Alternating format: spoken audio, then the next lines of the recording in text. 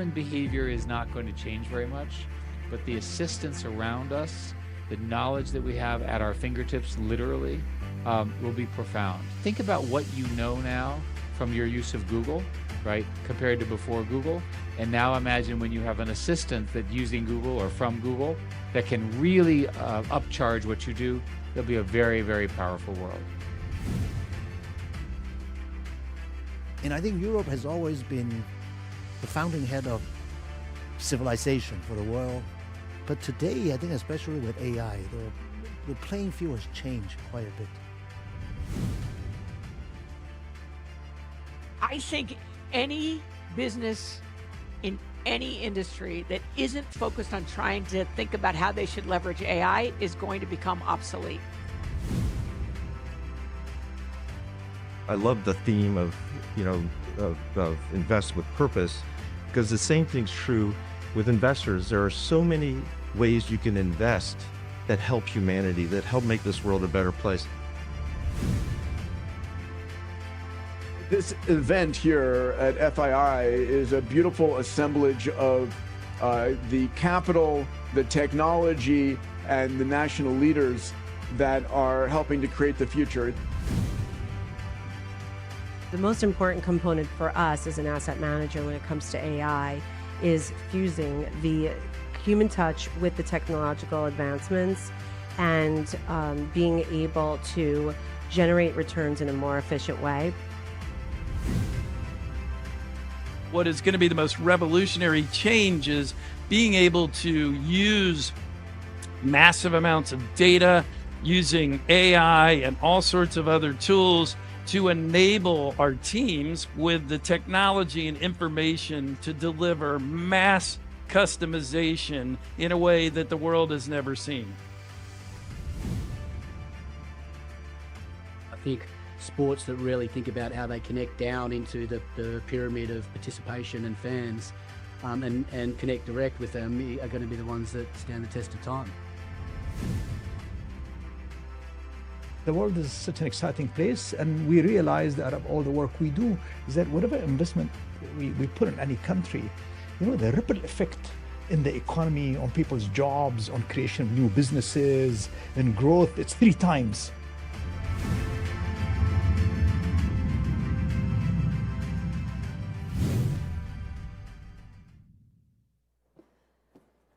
Good morning, everybody, and welcome to the final day. Investment Day, and we're going to begin the session looking at whether or not history will أهلا بكم في اليوم الأخير من منتدى مبادرة الاستثمار، وسوف يكون لدينا هنا لهذا الموضوع متحدثين 2. سوف نتحدث عن the systems around them. Moove is now operating across 19 cities on 5 continents and backed by Uber. It exemplifies how companies can leapfrog technologies and bypass legacy infrastructure to unlock access to mobility and income essentials. In conversation, we have Ibrahim Sagna, whose landmark investment through Silverbank's Holdings helped propel its global rise. Ibrahim Sagna will be in conversation with the CEO of Moove, and I'm so excited to join Ibrahim and Ladi Delano, who of course is the CEO of Moove. So come on, gentlemen, the stage is yours.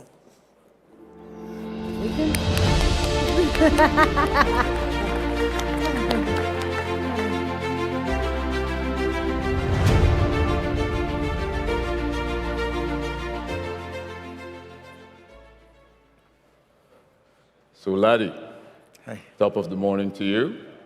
Ladies, gentlemen, we're here live in Riyadh. Glad to have you here, Ladi. Well, for the benefit of our audience here today, I think it'll be good for you to start by talking about how you've changed in this journey. We've met you as Silverback 5 years ago, where in your mobility business, you were moving people, and these were manned cars. Today, You're the one moving Waymo to London, to Miami, and other cities. And when you discuss autonomous car, it's actually AI.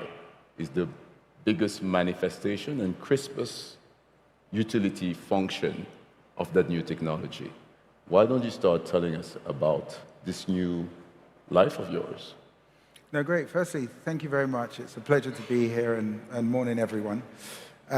It's an interesting journey that we're still on. We founded the business 6 years ago in Nigeria on a rainy day with 76 cars, and now we've scaled that business to what is the largest rideshare fleet in the world at about 40,000 cars across 29 cities. A slight correction on the 19, 29 cities. And it's interesting because when you start to think about the impetus as to why we started to scale, it was because of some of the challenges we found in the African context. We started the business in 2019. At that time, our currency was something like 165 to 1. Needless to say, our currency today is 1,500 to 1 or 1,400 to 1. And one of the things we knew very clearly is we needed to diversify to many different markets to ensure that we weren't too focused or too concentrated on a single market. And that ultimately started to build our DNA, to open new markets, to learn how to scale, to learn and build that muscle to scale the business at pace. Needless to say, in scaling the business, we then started to learn how to operate in new countries, how to identify new opportunities, how to solve new problems. And today, where that's landed is not only do we have a man business, which is heavily focused on empowering and creating a path to profitability and prosperity for our drivers, but now we've found a brand new opportunity at the forefront of autonomous vehicles, which is the infrastructure layer required to scale autonomous vehicles. So ultimately, starting in Africa, trying to solve problems has actually now turned out to be one of our greatest advantages, being able to scale our business into new markets and new industries. And in terms of that scaling, you found yourself starting with an underserved market. But today you're headquartered in Dubai, backed by Mubadala. And obviously, the biggest arrival of all is the transition of Uber from your P&L side to your balance sheet side. Correct. Clearly, partnerships is something that did captivate our attention throughout our 5-year journey with you, seeing the quality of arrival, both on the P&L side and on the balance sheet side. I think it'd be good to double click on that, and how does the internal culture you've been building really make sure to capture the best possible partner for the scaling exercise you're doing?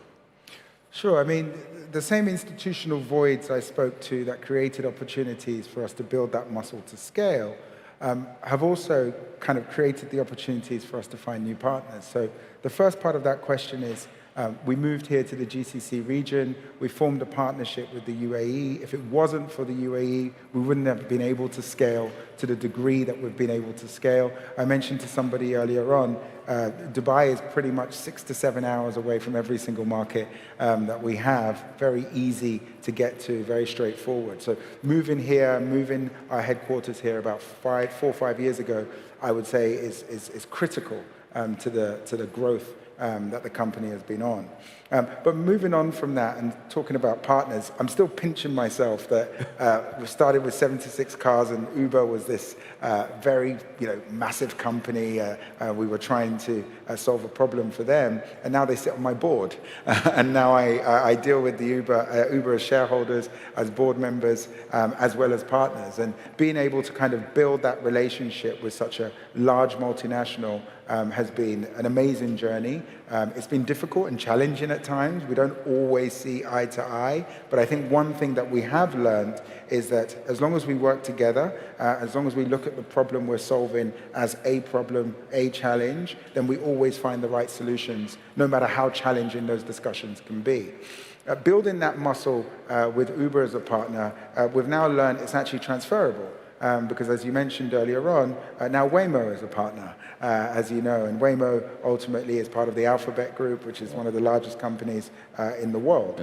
So learning how to partner with multinationals, identifying the problems and challenges that they face, and then creating solutions that are real value add to said partners is really, in our view, how you can start to build strong relationships, strong partnerships, and ultimately a strong business. And that muscle that you've built that attracted now Waymo is one that's allowing you to handle this asset and direction that's completely different. So how do you envision the arrival of autonomous businesses to change Moove from what it is today?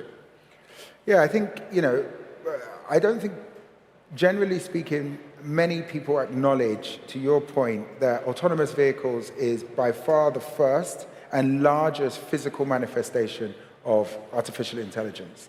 And if one starts to think about the AI boom that we're currently in, and how will that actually start to affect our lives outside of the amazing productivity tools like ChatGPT and so on and so forth, the first physical manifestation is the ability to move us from A to B. And one of the things that I think is absolutely amazing is where we are in the world today. I would argue that the last time we were here was in 1900s at Henry Ford's innovation. I think if one looks at how many vehicles were on the road in the US in 1900, it was about 8,000 vehicles. 20 years later, it was 20 million vehicles. Wow. Now, if one starts to... Very much so.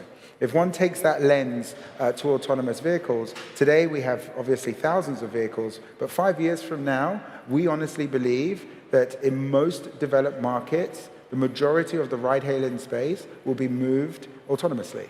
And not only that, I would further argue, and this is the belief that we have in Moove, that every single thing that moves today in the future will move autonomously.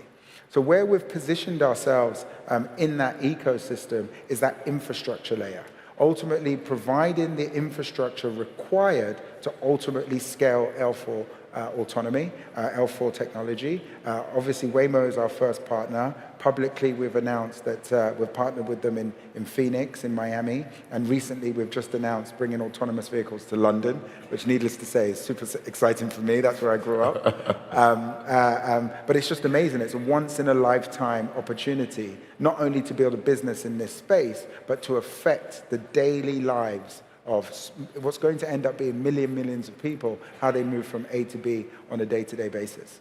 How do you envision autonomous car to actually change the life of humans in about 5 years? Obviously, under the remit of Moove, but you and I have had some conversation in terms of the implication for the way humans consume this new vehicle. Sure. On an economic base. Sure. My mother is a town planner, and her area of expertise, coincidentally, happens to be transportation. So growing up as a kid, needless to say, I gleaned a lot of information around how transportation works. And I think the big headline that I learned from my mother in that area, outside of being a good boy, is that the definition of a good city ultimately is the ability to move from A to B most effectively. That creates a higher degree of productivity that grows GDP. A good example is if it takes 3 hours to get from one meeting to another, you can only generally do 2 meetings a day. The list of cities that we can speak to about how difficult it is to move from A to B and the decrease in your productivity relative to a London, a Hong Kong, a Tokyo, where you can move from A to B quickly, efficiently, will increase productivity. So ultimately, to your point about the impact of autonomous vehicles, we believe, my view of the future, is that the greatest impact autonomous vehicles will have is a direct increase in productivity. Our ability to move from A to B a lot more efficiently, our ability to also do many things in the car whilst we're being moved from A to B. If one just thinks about all the hours we save, A, not driving, but B, being able to do so many things in a vehicle because there's nobody there that you need to be confidential about, or so on and so forth. So I think that productivity, as AI is generally known for, is not just going to be in tools, it's also going to be in our ability to move from A to B. And those cities that adopt autonomous vehicles early, you're going to see a real impact on their GDP as a city, at a city level, and ultimately at a country level. Well, with that impact you're having on the macro of cities now being in 29, I think it'll be good to double click on how your revenue has grown, because obviously you have started on organic growth, and over the last 2 years, you've become very hungry buying companies. Yeah, I mean, again, I still pinch myself when I kind of look backwards. Going back to that same rainy day, 76 cars, we finished that financial year, 2019, with $4.8 million in revenue. And this year, we'll end the year as about $400 million top line. Wow. So building a business over 6 years at that scale has brought its own challenges, its own complexities. But ultimately, what we see when we look at those revenue numbers are the lives that we're positively impacting and the change that we're having in the markets that we operate. And I think we've just really gotten started. I think now that we're at the forefront of the autonomous vehicle revolution, I see that number growing exponentially over the next few years as we go deeper and deeper into the AV space. And in terms of geographic scope, I think we met you when you were just in Nigeria and Ghana. Yep. You had it South Africa, Kenya. Yep. Then Dubai came. Yep. You became a resident there with your family and the team. I did. Now you have what, 300 people there? Just under, yep. Then India. Then Japan, then Mexico, Colombia, Brazil, and then the US, and ultimately London. London was actually before that. Then England, then Latin America, and then the US. Wow. How does... It sounds great, but I'm extremely tired. I'm basically have to be awake across all of those time zones. So obviously in that phenomenal growth and the visible success, it's always the top of the mountain that people see. How about some of the challenges? Because I know that you have not slept enough so many times you and the team. I would say, what were, through those challenges, the biggest lesson you've learned and you think that you can carry on to this autonomous vehicle journey? Yeah, I think if founders, myself included, my co-founder included, Jide, if we're honest with ourselves, which we believe in candor at Moove, we're all ducks really on water, where it looks great, but when you look under the water, we're literally moving at pace to stay afloat. And I think that the challenges that you face building a business or building a plane whilst it's flying, a myriad of challenges. There are plenty. The list is endless of how many challenges we face. But I think two things that you learn very, very quickly. Number one, your biggest and single most important tool, risk mitigation tool, is the culture of the business. The ability to have individuals that can face the challenges, think through the challenges, offer solutions quickly, effectively, and in a collaborative manner. That's the most important risk mitigation tool, because anything you face, you can get ready to build a solution to overcome that challenge. I think the second thing is don't be scared of the challenges. Overcoming those challenges are ultimately what gets you to the next stage. I could tell you, so many different stories where we thought, that was an insurmountable challenge. Now, when we look back, that was one of the easiest things we had to overcome. So, we have a family motto that my wife and I have at home. It's fear doesn't get you there, faith does. So ultimately, we focus on having the faith to overcome those challenges and don't let the fear stop you from even thinking through how to overcome them. Fabulous. What do you think is the biggest misconception people have about Moove, and why do you think that is? I think the biggest misconception is we're African. I think we were born in Africa. We are definitely two British-born Nigerian founders. Our DNA is definitely African, but we're today a global business. And not only are we a global business, we continue to double down on all the different global markets that we'll continue to expand to. So DNA African, but very much a global business today. Fantastic. In terms of this old adage of, is it about being a first mover or staying ahead? What's your view on that question? It's both. It's both. Yeah, I think you do have to move first in a number of different situations, but I think that moving first, you then need to maintain your first mover advantage. And I think, at Moove, that's one of the things that we've tried to do. Move first into the manned space, providing the revenue-based vehicle financing that we did, but keeping an eye on autonomous vehicles and making sure that we're first mover into that space. So I think it's a DNA that you need to continue to have in a business to move first, but then consistently maintain your first mover advantage. In terms of your perspective, if we would like you to visualize for us Moove in 3 to 5 years, what does it look like? Obviously, in the last 5, we've been a really happy investor, from deploying first $750,000 to now over $37 million into your business. We could not find a company more performant than you. I'll be curious to hear, for the benefit of the audience, where do you envision Moove in 2 years at the high level? I won't bore you with the business plan, which I know inside out, obviously, but I think ultimately the business today will continue to build on our manned business. Our manned business will continue to double down in markets where our revenue-based vehicle financing product is required. We believe that business still has a long way to go. We can still scale that business 3, 4, 5x. But ultimately, we're also starting to pivot and invest heavily in the autonomous vehicle business, our AV business. And our vision for that business is not only to be the #1 in the world at what we do, but be the largest in the world at what we do. And I think that ultimately, combined, we'll have a strong manned business and we'll have a very strong world-leading autonomous business. Amazing. I'd like you to just share as we close, what is the nicest thing someone has done for you that you can recall? We have close to 3,000 people at Moove, and I think the nicest thing is people believing in the vision, joining the team, helping us build out the vision on a day-to-day basis.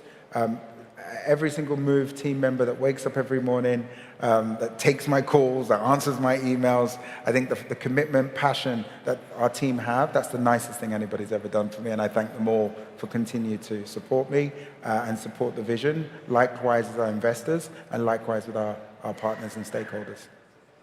Well, Ladi, thank you very much for the gift of your time, and I think everybody should join me to clap for your amazing work.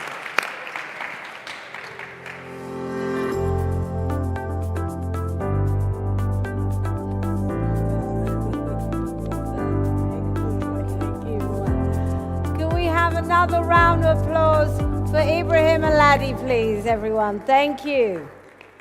So it is now time for the first of our 3 Future Flash talks. And the first talk is going to look at transformation and how we energize the world.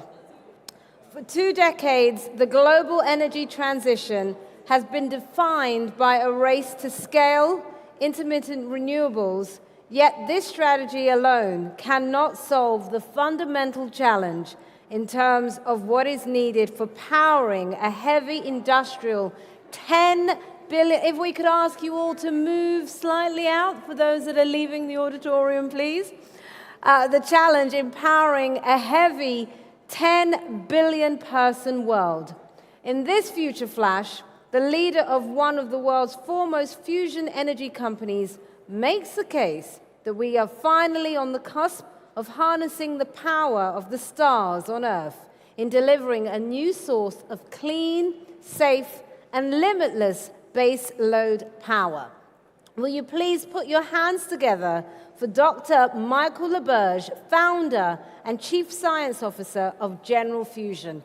Michael, the stage is yours. Thank you.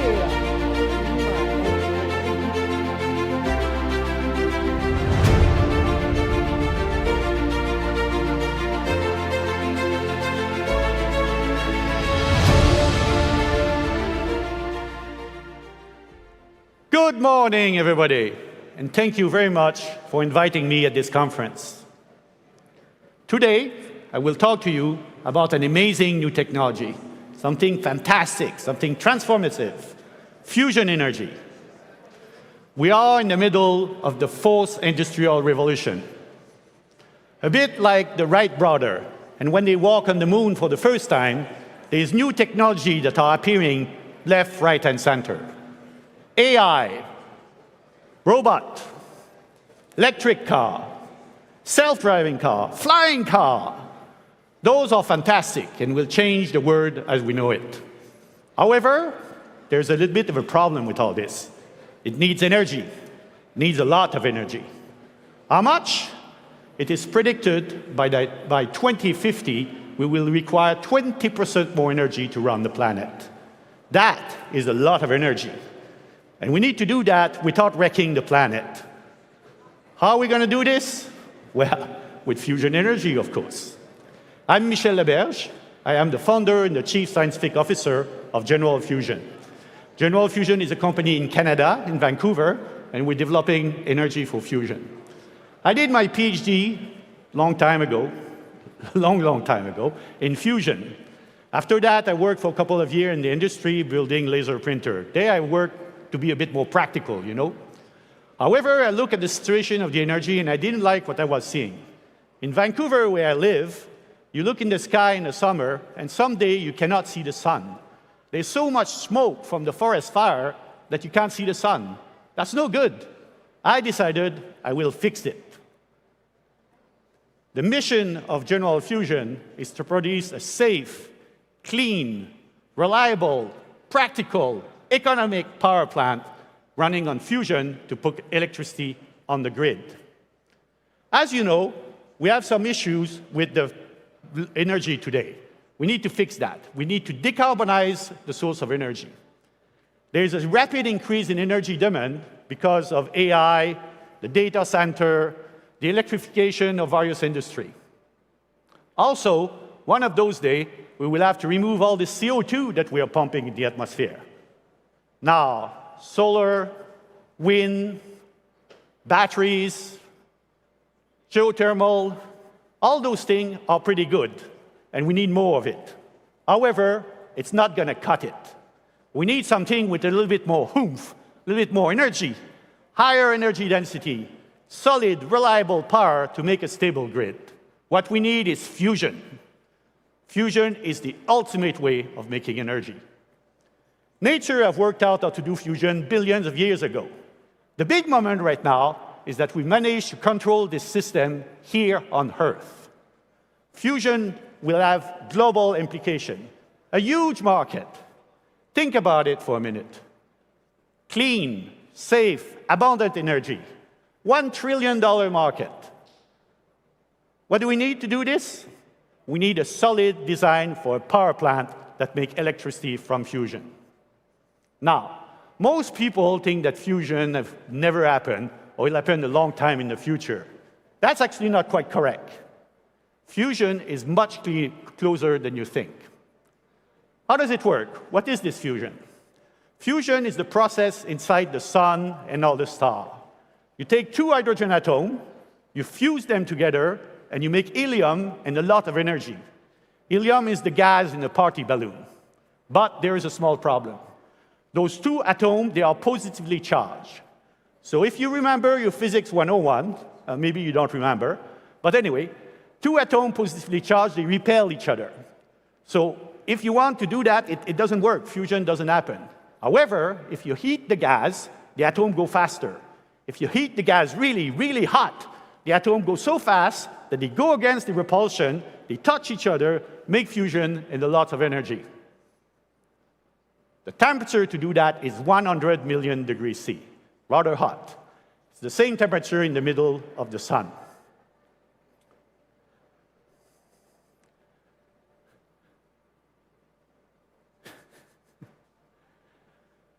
What does it mean to have fusion energy? It means safe, economical power for everybody, everywhere, and forever. Fusion is clean. There is no CO2. The environment impact is minimum. It is scalable. Those power plants will be quite small, the regulation will be quite light, and we will be able to install this machine everywhere. It provides energy security. The fusion fuel comes from water. Everybody can extract it, and everybody will have access to power. Fusion is safe. Unlike fission, there's no chain reaction, there is no risk of meltdown, and there is no long-term waste. Finally, fusion is abundant. The fusion in the ocean, the fusion fuel, is enough to run the whole planet on fusion for billions and billions of years. But is it real? Can we actually do this? Yes, we can do it. Fusion is no longer science fiction. In 2022, at the National Innovation Facility, they make more energy out of fusion than the power they put in the first place to heat the gas. Many other labs around the planet are producing similar results. Most scientists think that fusion is now doable. The government, looking at that, say, haha, maybe we should work a little more on this. So they are starting new program to produce the next generation of energy-positive machine. The private is starting to keep an eye on this thing. There are 35 countries building ITER. ITER is a big machine in the south of France. Now, 35 countries working together to try to fix this problem show how important fusion is. Our industry is building on the shoulder of all those results. We can use the knowledge and the data from those experiments to design better, faster, smaller, more economical power plants that would put electricity in the grid by the 2030s. Today, there's more than 50 companies out there working on fusion. Those companies, including General Fusion, have collected more than $10 billion in investment. This shows that people are starting to pay attention. Fusion is near. People are feeling it. The market will be good. They start to invest in that thing. Now, the private can actually work a little bit faster than academia. So this will speed up the product. For example, General Fusion, we have built dozens of prototypes in the last few years. The present machine, LM26, is building and running today, and we produce excellent results in the next few years. What does it all mean? It means that the whole planet is working really hard to make fusion a reality. The industry, the private company, the academia, all working to do. Actually, many of the private companies are spin-off from the labs, from the public labs. The industry is starting to build all the bits and pieces that are required to make a fusion power plant. The university are churning out a whole bunch of PhD students in fusion energy. We're living in very interesting time. Like AI, fusion will have an enormous market. After the big, great ChatGPT moment, more AI companies join the market. Similarly, there will be more than one fusion winner. To summarize, we are at an inflection point. Machines have shown that fusion is doable. Scientists believe that it can be done. Now, the industry is jumping in and trying to push this technology through the final line. They are building real-life machines like our LM26 that will produce important milestones in the next few years. Hyperscaler, utility, they're starting to pay attention. Some have invested in fusion. The industry are building the supply chain. There are collaboration everywhere. Fusion was hard. It took us a long time. It took us 60 years of research to get to where we are now. But the impact will be tremendous. Like fire, steam, coal, hydrocarbon, those things build the civilization that we have today. Fusion will power the next great big leap forwards. In doing so, some of those fusion companies will join the very select club of the trillion-dollar company. The power of the star is within reach. Please, help us grab it and transform how we do the power on this planet. Thank you very much.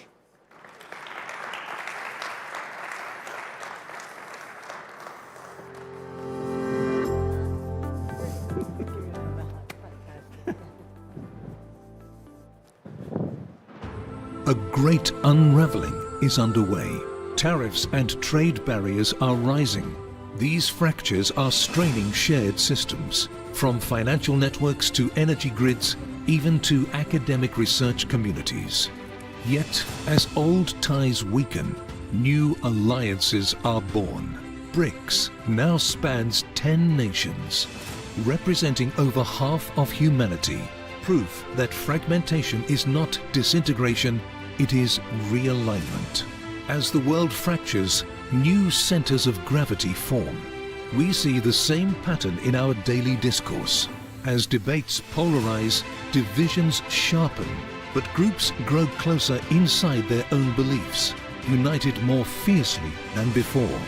And here lies the paradox of fragmentation. The more divided we become, politically, economically, socially, the more we create new bonds. As investment and regulation accelerate, the question is clear. What is the new architecture of trust in a fractured world? In an age pulling us apart, true leadership will be measured by how we come together. Let us unite to unlock this paradox by promising to build bridges even as barriers rise, and by rejecting a future shaped by fragmentation to forge one of shared purpose, resilience, and dignity for all.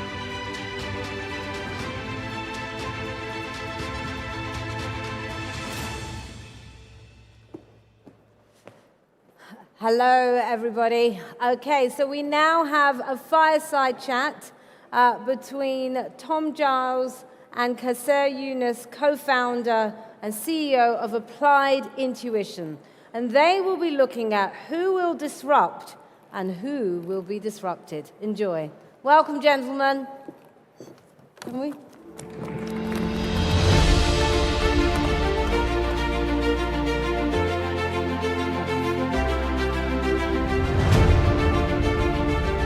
I've been looking forward to this conversation for a really long time. This is a great time to talk about disruption, and it's a great time to talk about autonomous vehicles across the board.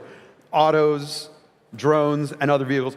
I want to kick it off. I'm going to give you a softball here, but Kasser Yunus, co-founder and CEO of Applied Intuition. For anyone in the audience who isn't familiar with Applied Intuition, and I think it's one of the best kept secrets of Silicon Valley, give us an overview. Yeah, thanks for having me. Applied Intuition is a autonomous vehicle and intelligence company. We're a $15 billion cash flow positive company, which is rare in the AI universe. Been around for about almost a decade now. About 1,000 engineers, like engineers are the important ones in the business, and based in Mountain View, California, but we have offices globally. So, in terms of the sectors we play in, we provide intelligence into physical things. Cars, trucks, tanks, jets. We're providing the kind of AI intelligence. And so as an example of cars, of the top 20 global automotive OEMs, 18 are our customers. So we're really very deep in each of the industries. And these industries are really fundamentally changing. If you look at defense and drones as an example, the frame and the munition is no longer the interesting thing. The interesting thing is the intelligence. And that's the work we work on. I want to start with a quick reference to, the world we live in. We are in the middle of a trade war, and the trade war does have big implications for the components that your industries, your partners rely upon. We're getting headlines out of China as we speak, some of them very encouraging.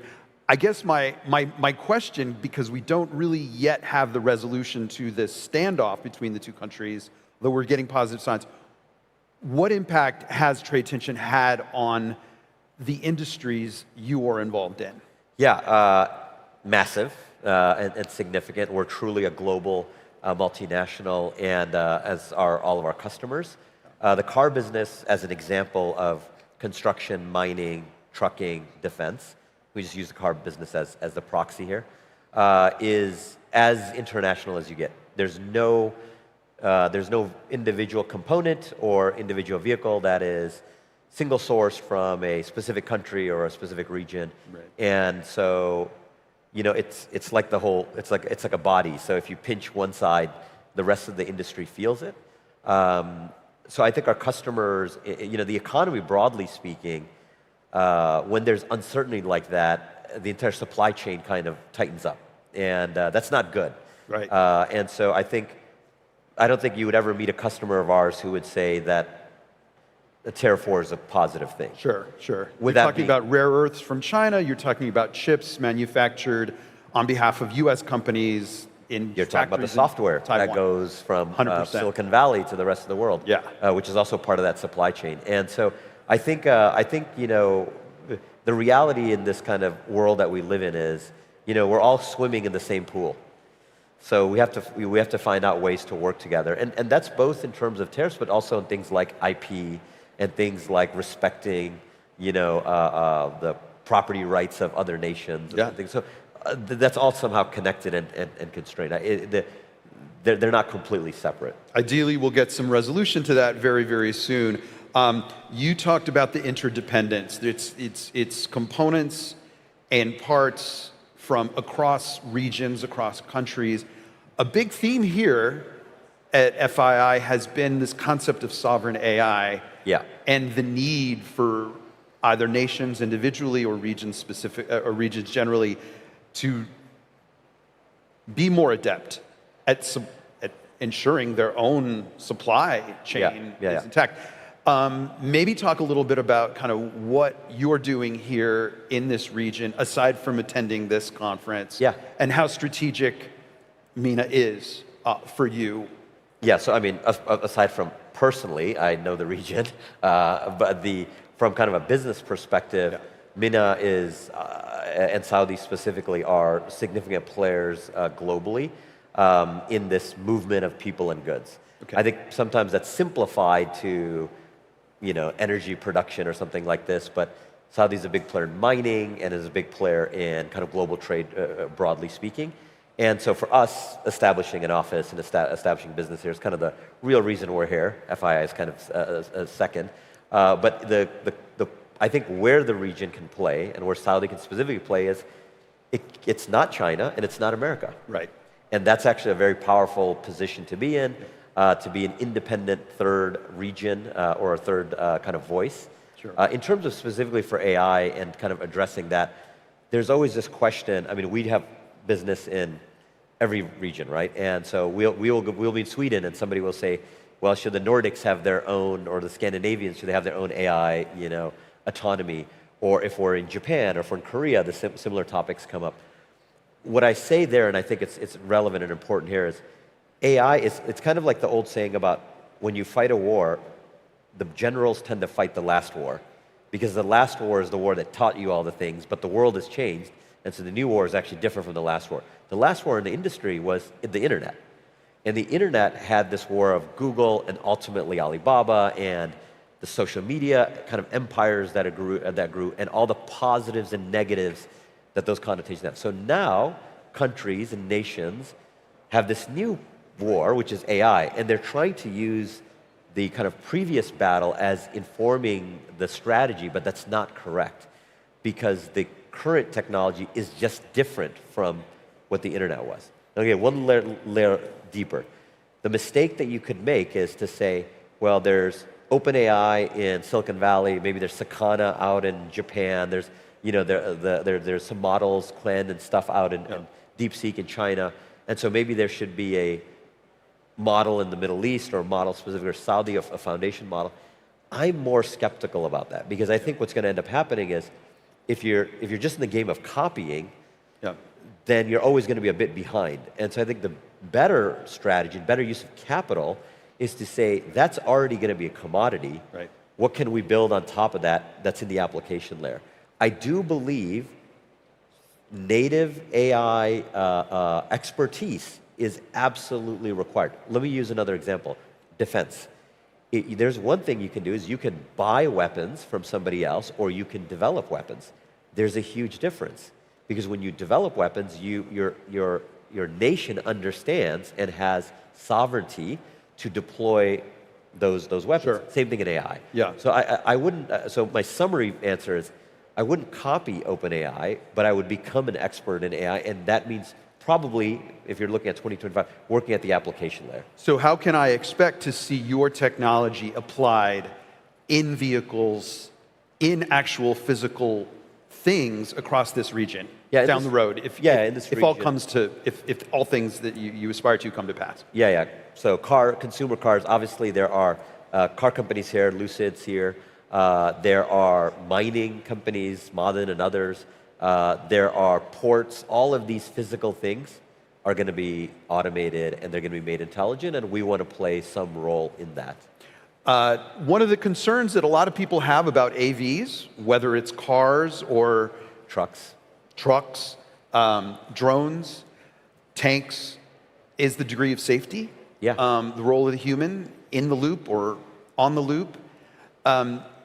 Give me a sense of what is an acceptable level of error, and because one mistake with an autonomous vehicle is magnified out of disproportionately to the millions of accidents that happen on the roads around the world. Yeah, so there's 3 broad categories. Consumer passenger vehicles, they are, you can go anywhere on the planet, they are actually getting more unsafe, because even though the vehicle itself is safer and there's more safety included in the vehicle, airbags, automatic emergency braking, people are more distracted. So you're seeing accident rates actually not continuing to decline. In some countries, they're actually growing. So there's a clear value add there. I think there's no debate. Defense is very different. Defense, I think, for the foreseeable future, whether it's in the United States or somewhere else, there will be a human in the loop. In the loop, making decisions. There has to be. They're making life and death decisions. For now, yes. I think there has to be for now. But let me give you just for argument's sake, if you're deploying even today a very powerful, let's say, targeting system, that's already semi-autonomous. And the argument I would make is, if you have an 18-year-old soldier who's using this very complex machine, do you not want that person to have some assistance in executing the mission correctly? Because when the mission gets executed incorrectly, you have collateral damage, and that's the worst across the board. But for the time being, I think for the near future, you will have a human in the loop making that decision, or certainly guiding that system. Then the third big bucket is industrials, construction, mining, trucks, etc. Those are much more teaming. So Applied, we just announced a few weeks back a large 6-year relationship with Komatsu. It's the largest technical relationship in their history. Japanese maker of mining vehicles. Yes. The largest in the world.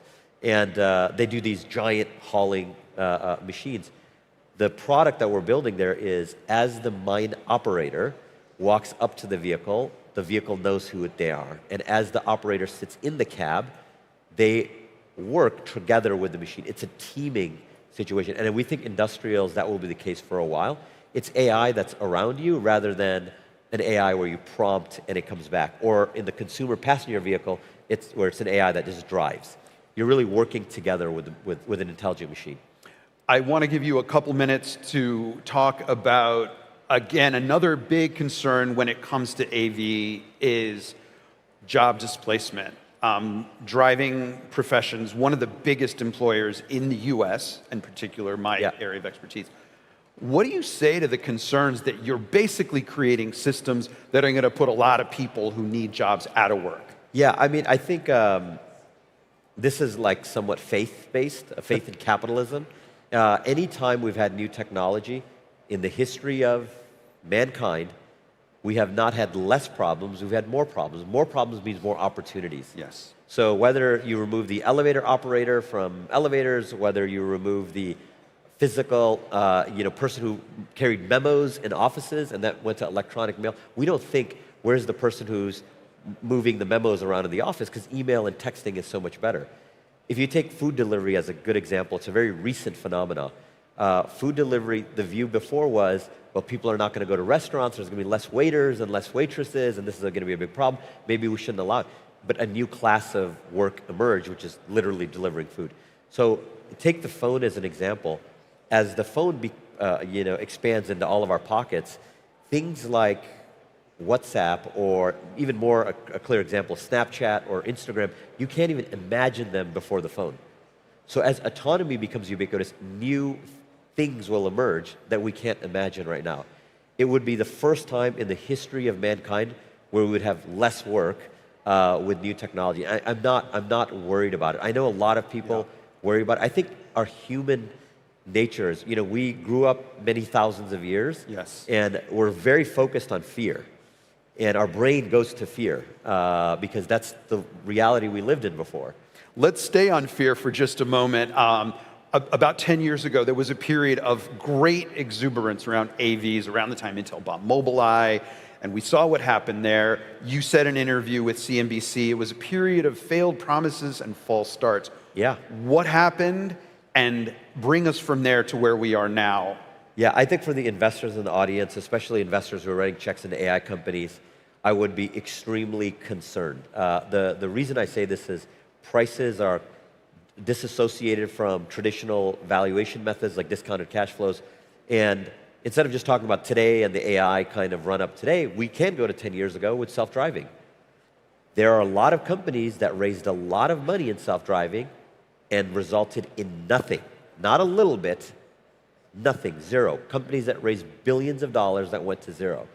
And I was, you know, in that ecosystem. Applied has been in that ecosystem, and we've raised billions of dollars. And I would look at these other companies raising billions that didn't have a business model and think, well, they're going to probably figure it out. It turns out they didn't. And so I would put a significant amount of caution that large fundraisers do not result in business models. Those are separate things. We see it every day in the AI space. In Silicon Valley, it's like the opening fundraise now is like 150 million. Yeah, crazy. And this causes you concern. What gives you hope in the last few seconds? All of this, I mean, you just use ChatGPT. If that doesn't give you hope, I mean, I don't know what does. It makes life way easier, you know, to learn who you are. I'm using that. I mean, it's kind of like, I used to work at Google, I was at Google, and I worked on Google Maps. Can you imagine going around without Google Maps or your iPhone? I mean, this is the stuff that makes our life a lot easier. Are you confident that there will be demand for end uses that justifies the vast amounts of investment that we're seeing, not just in the US, but even in this region and across the world? 100% yes. So that's the difficulty. There's a lot of money being wasted in, I would say, false gods or false promises. And but there will still be value. And I think one way to think about this is it's kind of if you're making a clay vase.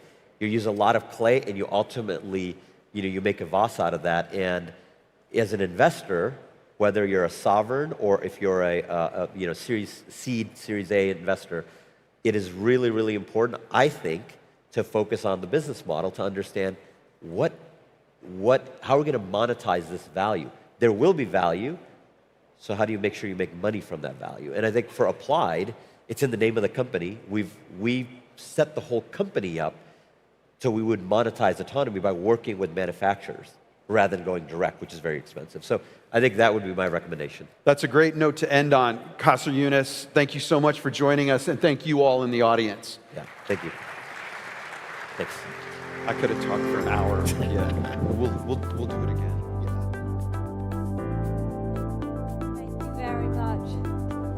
Thank you, everybody. So we now move on to our next Future Flash.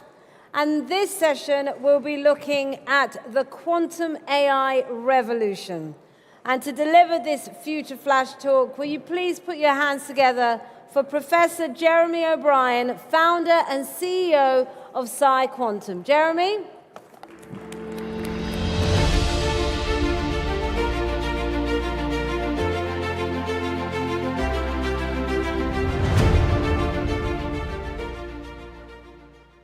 Well, thank you very much. It's really an honor and a privilege to be here in the kingdom at the 9th FII and see the wonderful things that have already happened in this kingdom recently and the things that are happening right now and into the future. I'm really pleased to be able to tell you a little bit about the next and final wave in computing, which is quantum computing, which in and of itself is profoundly impactful, and also to tell you a little bit about how it will interact with the AI revolution that's already underway. Was automatic. I think it's illustrious guests might have operated the handle as well as Charles Babbage. Charles Lyle. Fair to say that there's some audio associated with this video that we hopefully will be spared in a moment. I'll talk over it for the time being. Conventional computing, I think it's fair to say, has changed the world and changed our lives in more profound ways than anything else that humans have developed. We have long taken this technology for granted, and it underpins every aspect of our lives, society, and economy. And right now, we are at the beginning of an AI revolution, which is hugely ambitious. And I think this example here of a Manhattan-scale AI supercomputer typifies the scale of the ambition. It also speaks to some of the concerns that we have about finding the land to build these systems. And we've had discussions throughout this week about the power consumption of these systems, which is growing extremely rapidly. And then finally, we're conscious of the fact that AI is only as good as the data that we feed it with. And in the case of large language models, we see projections that we will soon run out of data. And so consequently, this week, and indeed globally, we're starting to hear a lot about quantum computing. And for many of you, this might look like a particularly exotic, science fiction-like technology, but I'm happy to tell you today that it's not, that not to worry about those details and to focus on the fact that it is coming very soon and that it is destined to have a very huge impact. And to understand why that impact is so profound, it's the case that until we have quantum computing, we won't be able to gain full mastery over chemistry, physics, materials, and mathematics. And so whether it's the design of new life-saving drugs, new fuels, new energy production systems, new ways of engaging in financial markets, materials, semiconductors, we are set to have a revolution of profound magnitude across every existing industry. I want to highlight just one industry, which is the pharmaceutical industry. And this is Arum's law, which is Moore's law spelt backwards. And it shows how the time to develop a new drug and the cost to develop a new drug is going in a very bad direction. It's costing a lot more, it's taking a lot more time to do that. And a big part of the reason for this very unfavorable situation is that we can't simulate those drug molecules nor the molecules in our body that they interact with. So we have drugs that we have been using for decades that we don't understand how they work. To give you one specific example, this is the P450 enzyme, which is an enzyme in all of our bodies, which is responsible for metabolizing something like 75% of all therapeutic drugs. And we have no idea how it works. We have no idea how it metabolizes those drugs. And you can imagine how problematic that is for drug discovery. And the reason that we don't understand how it functions is because it would take something like 10 to the power of 100 years to simulate that enzyme on a state-of-the-art conventional computer. 10 to the 100 years is many, many, many, many ages of the universe, and you can otherwise just think of that as being impossible. And by contrast, on a quantum computer, you could do that in just a matter of minutes. And That's just one example of a fact of science, which is that conventional computing is only able to address a subset of computational problems that quantum computing can address.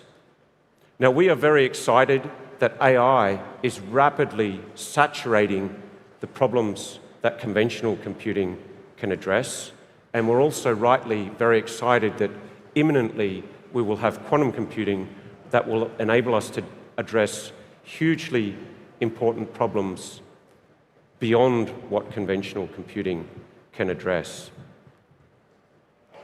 These two technologies, quantum computing and AI, will work beautifully in tandem with one another.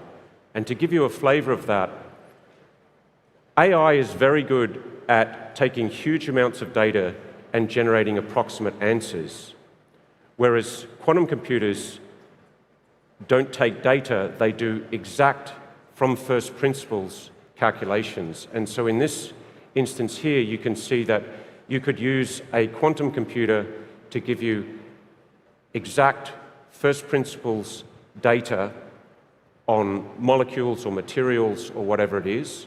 You could feed those results into an AI, which could make predictions about other molecules or materials that might have even more favorable properties, and then you can check that prediction with your quantum computer. So highly synergistic technologies working alongside each other.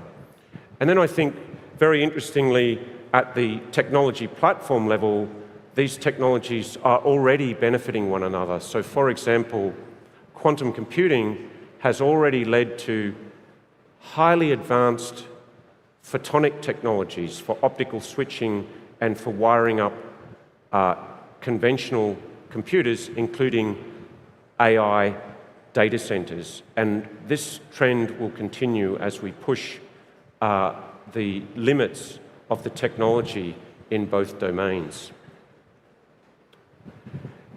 And I think it's worth looking at, the trend over the last 15 years. If we look at the most valuable companies today, they are dominated by computing companies. So already what we're seeing is that the extreme value creation is at the limits of technology and science and what is possible. And this is a trend that is going to continue and accelerate with quantum computing. As these quantum computing systems arrive, these utility scale systems that have these profound impacts, we're going to start to see the limits of our capabilities across energy, finance, healthcare be vastly exceeded. We're going to see huge value created, and it's my personal belief that we will look back on our pre-quantum computing world and we will wonder, how on earth did we survive, never mind sustain a population of many billions of people with those primitive caveman tools that we were using back then? Thank you very much.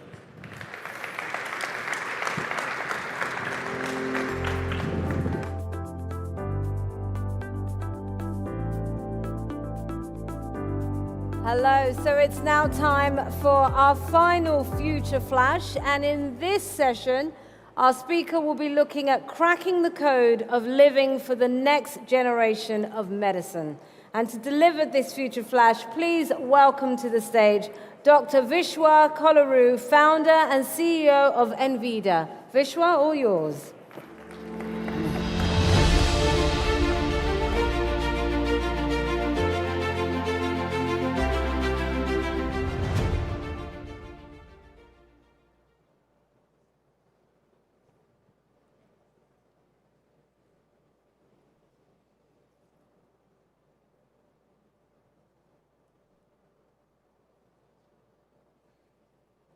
Since life began 2 billion years ago, it evolved under one unrelenting constraint: pressure, selective thermodynamic pressure. And out of the infinite possibilities of chemistry, life converged on a tiny, tiny sliver: chemistry that could survive.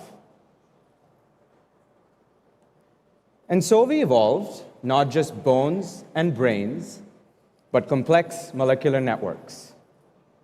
A never-ending chemical symphony that turns your breakfast into you. Every heartbeat, every breath, every feeling, every memory, every ounce of energy that you burn, it's all chemistry. Chemistry is what makes you come alive. And for the vast majority of human history, our species has struggled to keep this chemistry going. In order to do that, we learned to walk, to hunt, to cook, and we evolved in order to store fat in our bodies because tomorrow was never guaranteed. And about a century ago, everything changed. It was 1909, and the world was on the brink of yet another famine. The bottleneck, chemistry, specifically hydrogen. The solution, also chemistry. The Haber-Bosch process. We learned how to take nitrogen from the air and turn it into fertilizer. Today, that one single reaction feeds billions of people. It was the moment, in effect, when humanity learned how to produce food at scale. Then came mechanization and modernization, global supply chains, preservatives, and shelf life. And for the first time in human history, calories were cheap, abundant, and inexpensive. Our food had changed, but what happened to our biology? It actually hadn't changed at all. Today, 2 in 3 adults worldwide suffer from obesity or are overweight. About 500 million of us suffer from type 2 diabetes. And this just isn't a health crisis, it's an economic one. It costs us about $2 trillion in lost productivity across direct and indirect care, societal strain, and lost productivity. That's approximately the entire GDP of the country of Russia. But we cannot and should not romanticize scarcity. Our past was a brutal place, famines, wars, and malnutrition. But we also cannot ignore what happens when biology collides with abundance. Pharma has responded. Drugs like GLP-1s work, and they're shaping the narrative. But here's the unsolved part. They don't actually provide a solution for the billions, and they don't actually tell us why this is happening. And so in order to actually find us an answer for everybody, we believe that we have to look beyond DNA and proteins. In fact, genes are just the software. A dead cell and a living cell have the exact same genes. Life actually happens in chemistry. Molecules that regulate your hunger, your satiety, your cravings, your inflammation, and your metabolism. And here's the truth. We know less than 10% of the chemistry of a human body. Contrast that with the fact that scientists went to the bottom of the planet, the southern pole, and actually found that ancient retroviruses has 35% of DNA that they could recognize. So today, I want you to understand that there's a second code of life, the original code, the chemical code. It's in our blood, our brains, and our gut. It's the language of hormones, neurotransmitters, carbohydrates, and the very stuff that makes up your DNA. So what if you could actually find this chemical code and decode it? What if you could understand how you take the food that you eat and become the molecules that you feel? And that's exactly what we've done at Enveda. We've built a sequencer for life's chemistry, turning the invisible into not just visible, but understandable. And this is because it's not just obesity. It's women's health. It's inflammation. It's mental health. It's every human condition. It's how we interact with the environment, the world around us, and social conditions. Because every human condition is chemical at its core. We're entering uncharted biology, and to move forward, we actually need to look back to the fundamental language of life. Not just cells underneath a microscope, but the chemistry that animates them. Because that is how we will move forward into a future that isn't just healthier and longer, but one that's actually more humane. One where abundance isn't our enemy, but actually a catalyst for progress. And in order to do that, we think that you should think in chemistry. Thank you so much.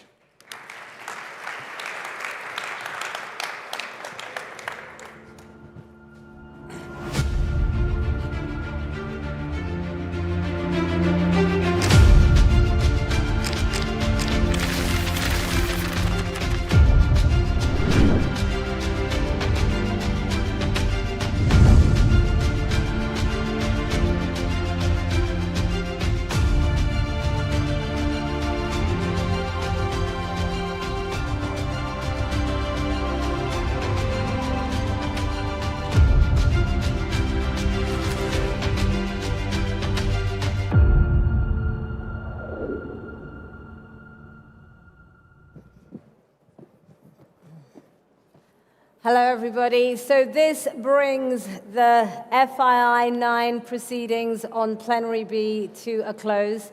I would now like to hand over to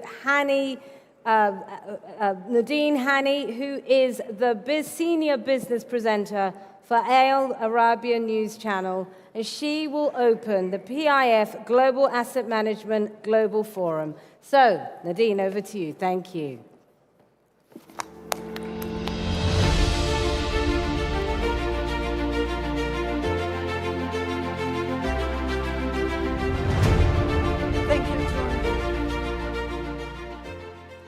Thank you, June, for the kind introduction. Sabah al-khair, Your Excellencies, distinguished guests, good morning.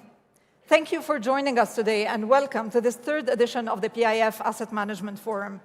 I'm Nadine Hani, presenter of the business news for Al Arabiya, and it is such a pleasure and honor to be here with you for the second year in a row as MC and moderator for the last session of the day.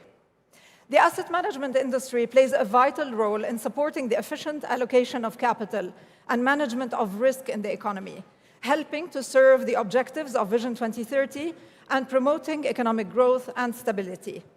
PIF's Asset Management Forum is a pivotal platform demonstrating PIF's commitment to investing in the asset management industry to grow and diversify the Saudi economy and increase its competitiveness.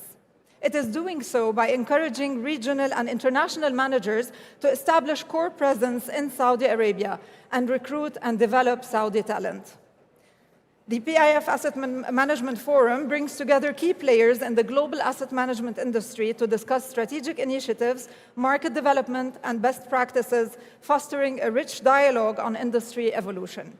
But before we start our conversations for today, I would like to highlight an initiative that the PIF has launched to engage with asset managers around the globe. It is called the Manager's Gate. So if you are an asset manager anywhere in the world and you would like to engage with the PIF and manage PIF assets, you can get in touch through this platform and you can scan the QR code which will show around the screens today for more about this initiative. So let us watch together now this introductory video which will tell us more about the forum, and then we'll start the discussions.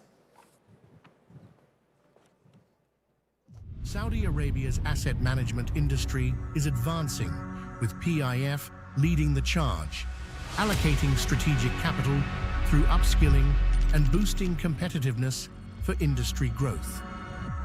Assets under management in the public markets in the Kingdom of Saudi Arabia grown by like 150% since 2018. It was nearly 100 billion US dollar. Now it's 270 billion US dollar. PIF is developing the industry through product innovation by developing emerging managers and attracting global players. In 2025, PIF built on its partnership with 6 global asset managers to unlock innovative products and new investment strategies in the Saudi capital markets, and to collaborate in talent development and knowledge-sharing programs.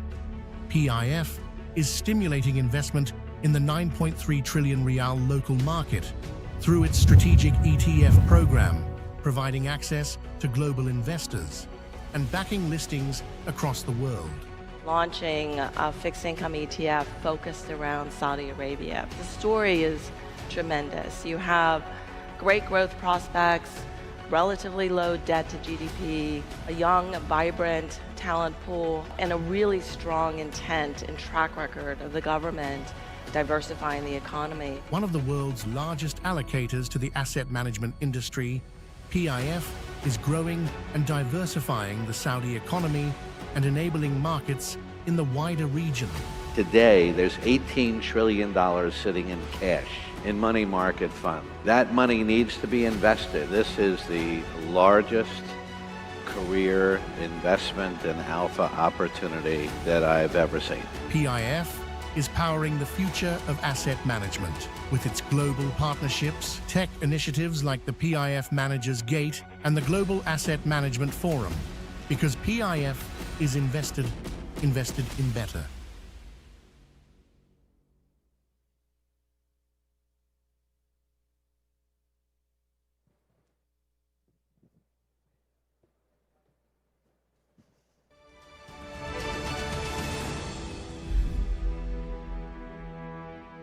So in order to kickstart the conference, I will ask now Mr. Yazid Lahmayed, Deputy Governor and Head of MENA Investment Division at the PIF, to give his opening remarks and welcome you in his own way.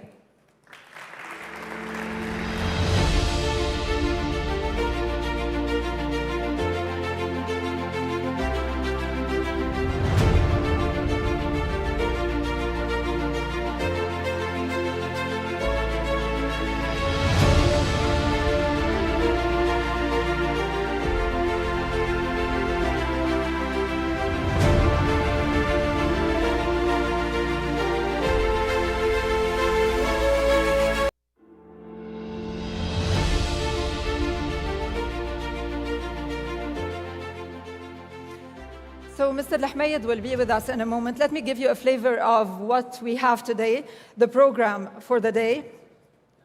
So he is with us now. The floor is yours.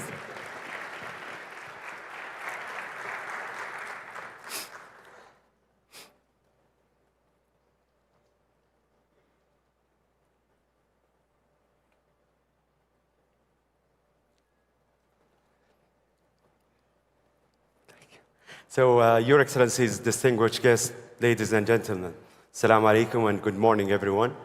And it's what is a great and remarkable 3 days that we've been here at the FII. And it's great to have you here at our 3rd edition of the PIF Global Assets Management Forum. I think the progress that we've witnessed over the past years is remarkable. Assets under management in Saudi Arabia now is exceeding 1.1 trillion Saudi riyal. In 2004 alone, PIF paid over 750 million riyals in fees for the licensed assets managers. And Saudi Arabia's capital market is witnessing remarkable growth with more than 200 listed companies on the exchange. Today, we will hear from Khalid Al-Hassan, the CEO of Tadawul Group, their efforts on the development of the exchange and product offering. Later this afternoon, His Excellency Mohammed Al-Gweiz will give us an update on the CMA remarkable efforts on the capital market development and transformation. And PIF is so proud to contribute in this transformation, and our efforts is anchored in 4 priorities: product innovation, growing emerging managers, global players attractions, and talent developments. And I will start on the 4s one by one. So on the product innovation, we are actively seeding new strategies across broader assets classes and regions to expand investor choice. For example, and this has been actually proven and announced in the past 2 days, the Kingdom's attracted 75 billion Saudi riyal in FDI through the investment into the BlackRock Middle East Infrastructure Fund, which is anchored by PIF. This investment has been deployed in remarkable and landmark transactions in the Kingdom, including the Aramco gas pipelines.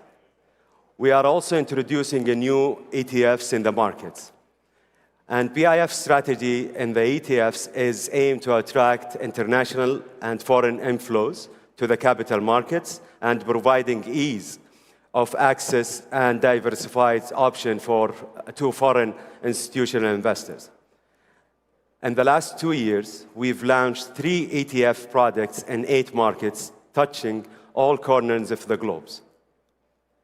And on the growing emerging managers, and this has been actually an initiative being asked by our governor, His Excellency Yasser Rumayyan, we've allocated nearly 3 billion Saudi riyal currently to our boutique managers over the past years, and their performance is remarkable. And the PIF Managers Gate now has more than 100 managers registered, which we are working with 40 of them now. Saudi Arabia has established itself as a magnet for also international assets managers first. 12 leading global assets managers have now set up their operation in the kingdom and have their global experts now working in the kingdom and developing Saudi talents on the assets management business. Yesterday, we marked the launch of the Saudi Quants mandates with Northern Trust, as well as we launched the new UCITS mutual funds with BlackRock. These new strategies definitely will add more and more to our capital market. And lastly, the talent development, which is the most important and the heart of every successful market. We're still developing people, and definitely we need more from our partners in terms of the development of this of the assets management business, because it's extremely important to have the right talent on the assets management business. And we really thank our partners from SMB Capital, who are basically sponsoring the PIF program for the Assets Managers Development Program. To that end, the Saudi market will be shaped by collective effort of everyone around this room, including regulators, policymakers, assets managers, and innovators. So on behalf of PIF, I really extend our thanks and sincere thanks to everyone who is attending today, and I hope that you enjoy today's event. So thank you all.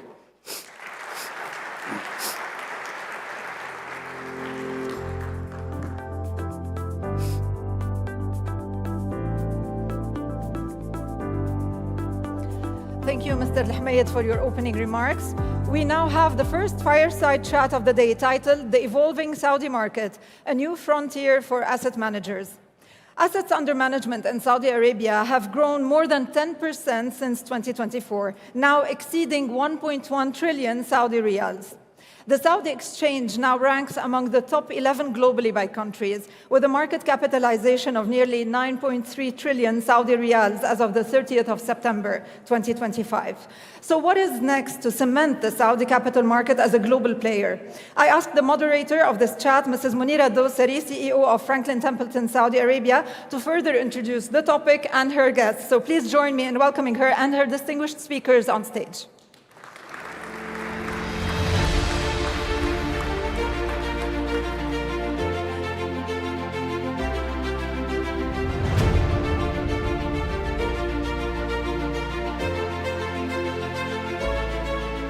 Assalamu alaikum. Very good morning. Welcome, His Excellency Yasser Rumayyan. Thank you so much for joining us. It's such a great honor to have you. And thank you, Nadine. The topic of this session is the evolving Saudi market and new frontier for asset manager. This session will focus on tangible progress, strategic initiative, and key achievements that have shaped asset management industry in Saudi Arabia, highlighting regulatory achievement, market development, institutional growth in the kingdom, and ongoing effort to position ourselves to be the regional and the global investment hub. It gives me great honor to welcome our distinguished guests today. We have Abdul Majid Al-Haqbani, Head of MENA Security Investment Department at PIF, Engineer Khalid Al-Hassan, CEO of Saudi Tadawul Group. Welcome. Thank you. I'll start with you, Abdelmajid. What are the key milestones that you see in transforming the Saudi capital market and how it impacted the asset management industry? Firstly, thank you, Munira, for having me. I would like to take this opportunity to thank His Excellency, the Governor, Yasser Mayan, for his great support for this initiative and for the asset management industry in Saudi Arabia. So let's give him a hand.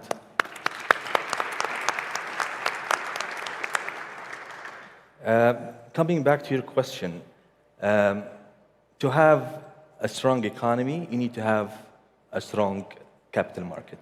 And over the past 5 years, all the efforts has been devoted towards the capital market to upscale it and to make it up to the level. So what happened on the last 5 years? When it comes to the free float market cap, it went up from 1 trillion riyal in 2019 up to 2 trillion in 2024. In terms of number of companies, it went up from 199 companies up to 260 plus companies currently. MSCI inclusion that started as status of emerging markets of Saudi back in June 2018, posting implementation in November 19. What happened? 2.8% was the weight of the Saudi market, increased to 3.5% in 2024. Going even forward, the liquidity of the market. It was always a big question, what's happening with the liquidity. So numbers talks. 880 billion riyal was the liquidity on yearly basis in 2019. Now it's almost 1.8 trillion riyal when it comes to liquidity. ETF programs. We went from 3 ETFs, which is the windows and doors to the Saudi capital market. Now we are up to 12 ETFs in multiple assets in 4 different countries. So the evolvement in general in the market is becoming amazing. The attractiveness of the Saudi capital market and the transformation, I think it is moving to a next level for the upcoming future. That's amazing. Thank you, Abdelmajid. Now to you, Engineer Khalid. This is very interesting question because also Saudi Tadawul Group was listed in year 2022, and this was key event for the Saudi capital market. You were part of this journey. I want you to draw from your experience and observation. How have you seen after this development, the evolvement of the capital market in the past few years, and what do you consider to be, from your perspective, the most important milestones? Thank you, Munira. Good morning, and I would like to extend and congratulate FII for this just wonderful week. And first of all, the listing of the Saudi Tadawul Group demonstrated a very strong maturity, transparency, as well as institutional strength of the Saudi capital market. And that basically reflects the complexity and from the domestic and international investors on the growth of the Saudi capital market. And in my opinion, despite that, the success of the listing of the FSTG, it actually shows a powerful message of what Vision 2030 is aiming to achieve, which is basically building a vibrant and diversified economy anchored by a deep and liquid capital market. So if I would use that opportunity around the evolvements also of the Saudi capital market, Munira, I would look at it just to visualize it. And I would say prior to Vision 2030, we were a very domestic, equity-focused capital market. Less than 100 companies listed in the market. Market cap is less than $400 billion, and that's it. Yeah. And if I look at it now, it's a very much diversified, open, and globally integrated capital market, where we have, instead of one market, we have 2 equity markets, and with more than 380 companies listed, more than 2.7 trillion US dollars of market cap, fixed income market, multiple fund platforms, derivatives market, and it goes on. So and we are top 10 also.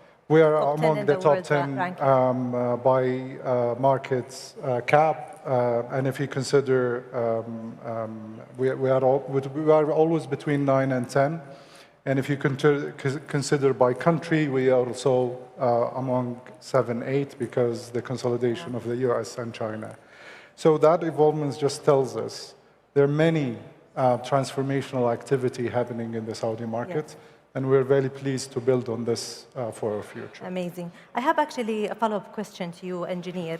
Maybe talk a little bit about the regulatory environment evolving and the support for new financial product. We have seen, as Abdelmajid mentioned, the ETF's activity, but also with foreign participation increasing, we will need more investment products. We see the market making, the derivatives, the futures. What you can give us as, like even what we should be expecting for the future to see in the demand that comes from the foreign investors coming to the capital market in Saudi? Sure. And I'll try to be careful. His Excellency, the Chairman of CMA, is here, so I'll speak with. So the regulatory environment overall in the Saudi economy, as well as in the Saudi capital market, continue to evolve, driven by Vision 2030. And this is basically looking at broadening access to the market, deepening liquidity, as well as, to your point, Munira, of introducing alternative assets and alternative investments. And again, if we look at it from these three pillars point of view, if we look at access, we started with being a very closed market to an open market with access with some control using the QFI framework. That was removed from fixed income and Moove market earlier, and now we're happy to see that both the exchange and the regulator are in public consultation to remove that even from the main market, which was also confirm the position that the regulatory framework is evolving as demand is coming, because we have seen a very positive capital inflow to the market. And the foreign ownership today in the market exceeded $110 billion US dollars, with more than 4,400 QFIs participating in the market. So we believe over the course of medium-long term, the removal of the QFI will introduce a much better access to a wider range of investors. But that applies to all type of products. We see ETFs developments. ETF developments evolve around regulatory relaxation. Yes. We have seen an increase on ETF listed in the Saudi market, and we have seen a lot of ETFs created outside the Saudi market based on Saudi underlying assets. And that goes on in all aspects of the regulatory framework is enabling the transformation that is happening in the economic market. That sounds really promising. Thank you, engineer. I'll go to you, Abdelmajid, and I think it's a related question. What do you think is the key factor that distinguished Saudi market to be a preferred investment destination for global allocators and global asset managers? And what is exactly the role that PIF play in that regard? I'll go to the first part of the question. I think the main two factors is size and liquidity.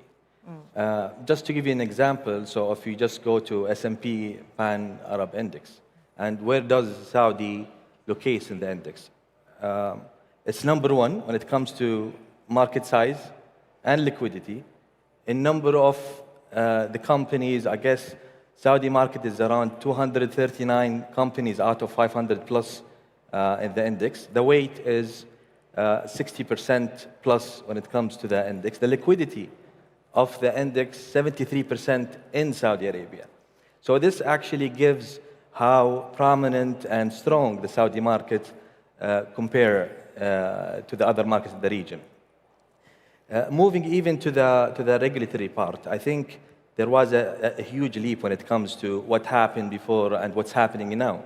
And always we hear this kind of positive movement when it comes to the regulatory part.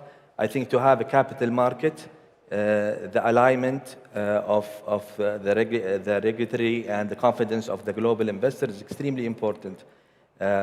Just small figures in the QFIs went up from around 338 billion real up to 400 billion plus real, which actually equates to the foreign ownership in Saudi Arabia.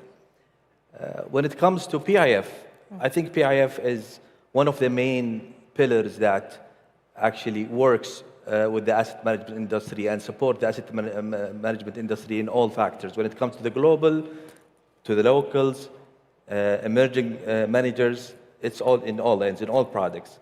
So in general, I think even on the standardization, since PIF has adopted GIPS standards in 2023, it's actually trickled down through the managers. So all the managers are using GIPS now, Yes. which is actually complying with the managers and the investments. And the managers' Exactly, and even the reporting, which will give even more insight for the international investors to work with the local and even the global participants here.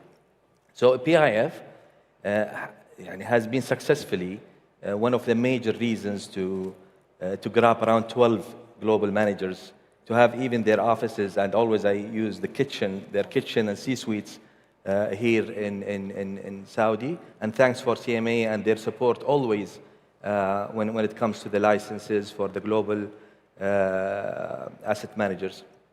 Just to give you maybe a small snapshot about what we've done before, as you know, we announced multiple agreements with BlackRock. I think BlackRock, they have their new office in Riyadh, which they call it BlackRock Investment Riyadh office, with a program up to $5 billion just in the Saudi market and the assets in Saudi in all strategies. If you go to the private equity front, the same thing. We have a partnership with Brookfield up to $2 billion that will be dedicated towards the private equity here in Saudi Arabia. Private credit, which is a very hot product now in Saudi, we have actually multiple agreements with Goldman Sachs as well to have 50% of their investment here in Saudi when it comes to private credit. Even listing ETFs in general, we supported a lot of managers, including State Street, with around $200 million on the fixed income Saudi ETF in London. The story just goes on and on and on when it comes to what PIF is actually pushing towards that. Maybe the Deputy Governor mentioned a very important statement that one fund, which is a private equity fund, which is the infrastructure with BlackRock, contributed 75 billion riyal as an FDI, more actually than 75 billion. This is a minimum number to Saudi Arabia, which shows how this thing is been evolving for the benefit of Saudi, inshallah. That's amazing. No discussion will be complete, in my opinion, without talking about technology adoption. And to you, the question, Engineer Khalid, what are the current priorities regarding technology adoption in Saudi market, and what specific innovation or advancement can we expect as a result of that in the near future? So I think in the last 2 years, in every place I go and every event I participate in, technology and innovation around technology is the key discussion to enable future growth. And I would say it's more and more of an essence that innovation around technology and data in particular are very essential for priorities for us as well as for all financial services and capital markets. And what have we done in that regard?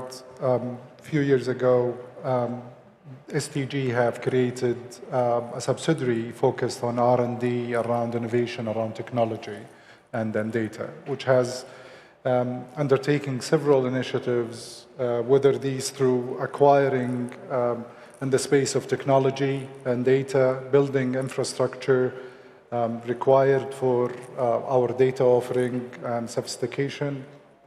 So I think from a capital market infrastructure, I would say the focus is around modernizing market infrastructure.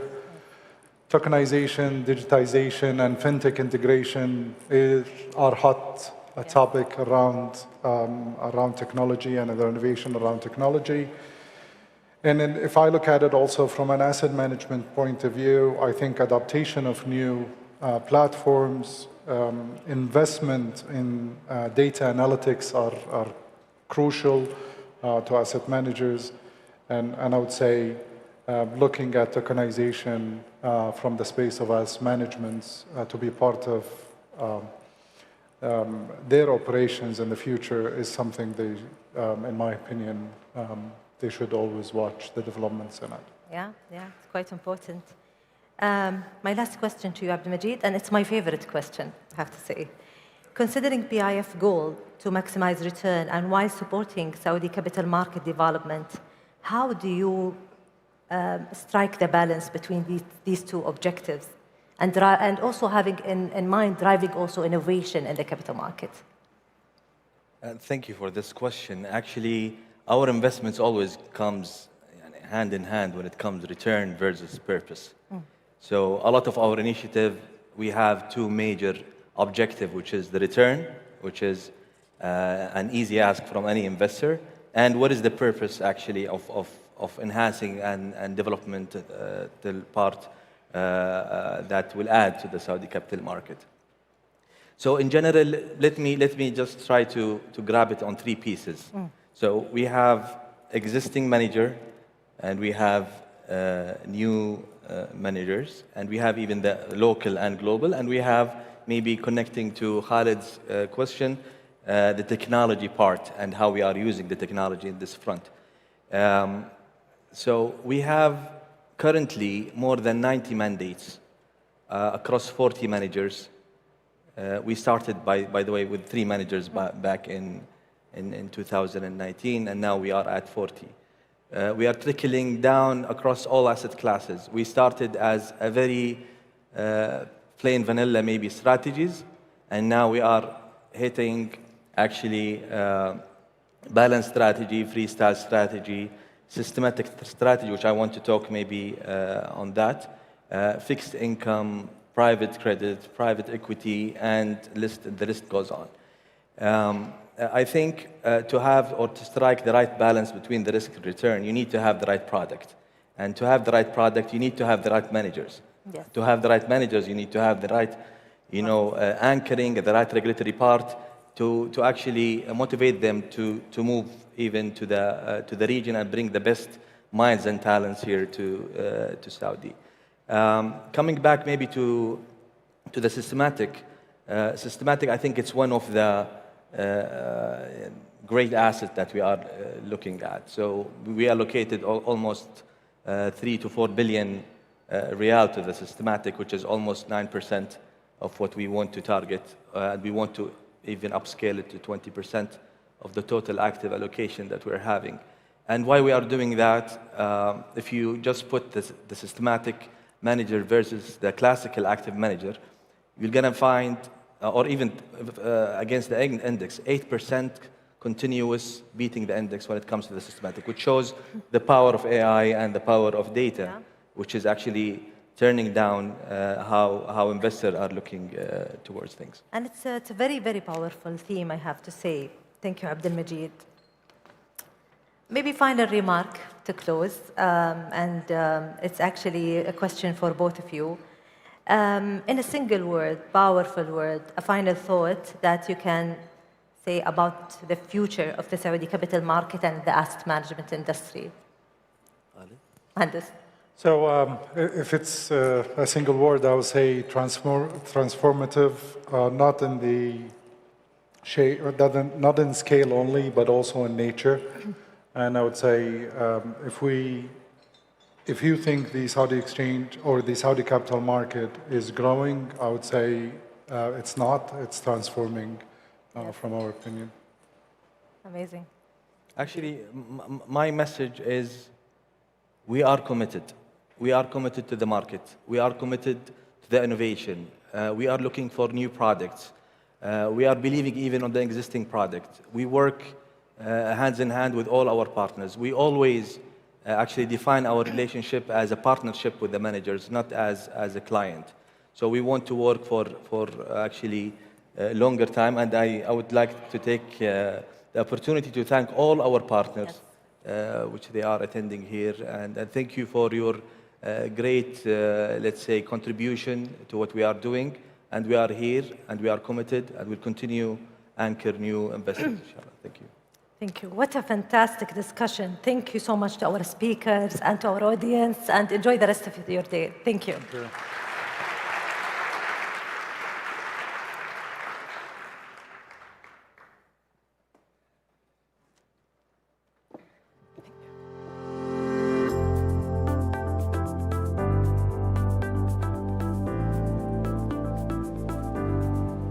Thank you to Mrs. Dosari and her speakers for a fascinating conversation. We will now change format to panel discussions.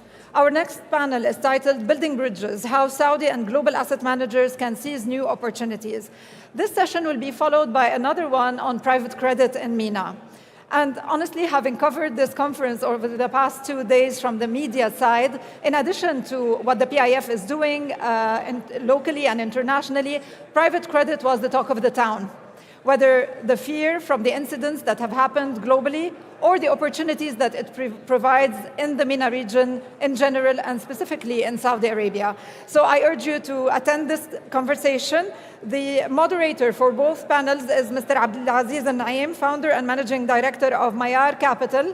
I will ask him to come up on stage, introduce the topic further and his speakers. Please join me, Mr. Naim, on stage.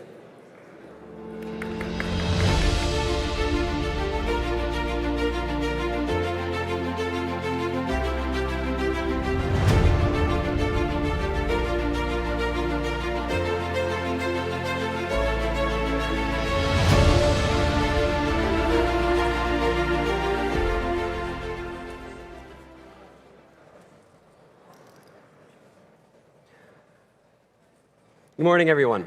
Allow me to introduce this amazing panel that we have today. Khalid Al-Abdah, who is now MENA head at Neuberger Berman.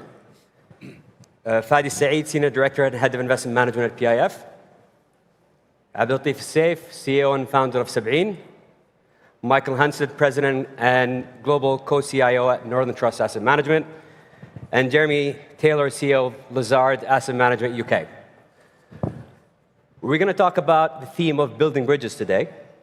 And I'd like to talk first about the context of where we are this year, Michael. So much has happened in 2025. Somehow it's still October. Ongoing geopolitical conflict. Gold going up, markets coming down, tariffs on, tariffs off. How do you position yourself in your portfolio in a situation like this? Yeah, it's a great question. So one of the, I think, interesting realities of the market has been that if you fell asleep on December 31st, 2024, and you woke up today, what would you see? You'd see that global equity markets are up 15%, emerging markets are up 20%. Bond spreads have generally come in, break-even inflation rates around the world have been pretty consistent. Implied volatilities are actually lower than in most markets than they have been at the beginning of the year. So what happened? And obviously, we've been focusing a lot on the downside risks to the market. In the media, and the narrative has generally been around tariffs and other things you mentioned. But our view is actually that we have fat tails on both sides, meaning that there's just as many positive prospects for markets globally as there are negative, and some of those positive prospects are probably being overshadowed, or they don't get their share of airtime, if you will, within the media. So when we think about the positive aspects of the market, obviously AI, and we've been talking about AI over the last several days, I won't go into that. Tax cuts has actually come into the forefront, especially in the United States, as the administration sort of enacts their agenda of reducing more income-oriented taxes and increasing consumption-based taxes. But also the third one that we feel very strongly about is that globally, we have a very healthy wealth effect that's going on, especially in developed markets. So what do I mean by that is that when you look at the GDP pie or gross domestic product pie for many countries, increasingly it's consumption-based. So in the United States, roughly 2/3 of GDP is consumption. And that consumption is really concentrated in the top-end consumer. So roughly 45% of total consumption is in the top quintile, if you will, of consumer. And those consumers are wealthier than they have ever been. Equity markets are up 60% over the last 2 years. Interest rates are up, means interest income is up. Property valuations generally on the rise as well. Those individuals are feeling wealthier than they have ever been and are spending more than they have ever spent in the past. So in many markets, we have this going on. It's not just the United States. So our view is that that will continue to be a driver of positive economic growth, but also market growth going forward. So we're risk on in our portfolio. We're expecting a soft landing. We're overweight U.S. equities, developed market ex-U.S. equities, EM equities as well, so really across the board. Our biggest risk bet is in infrastructure off the AI trade.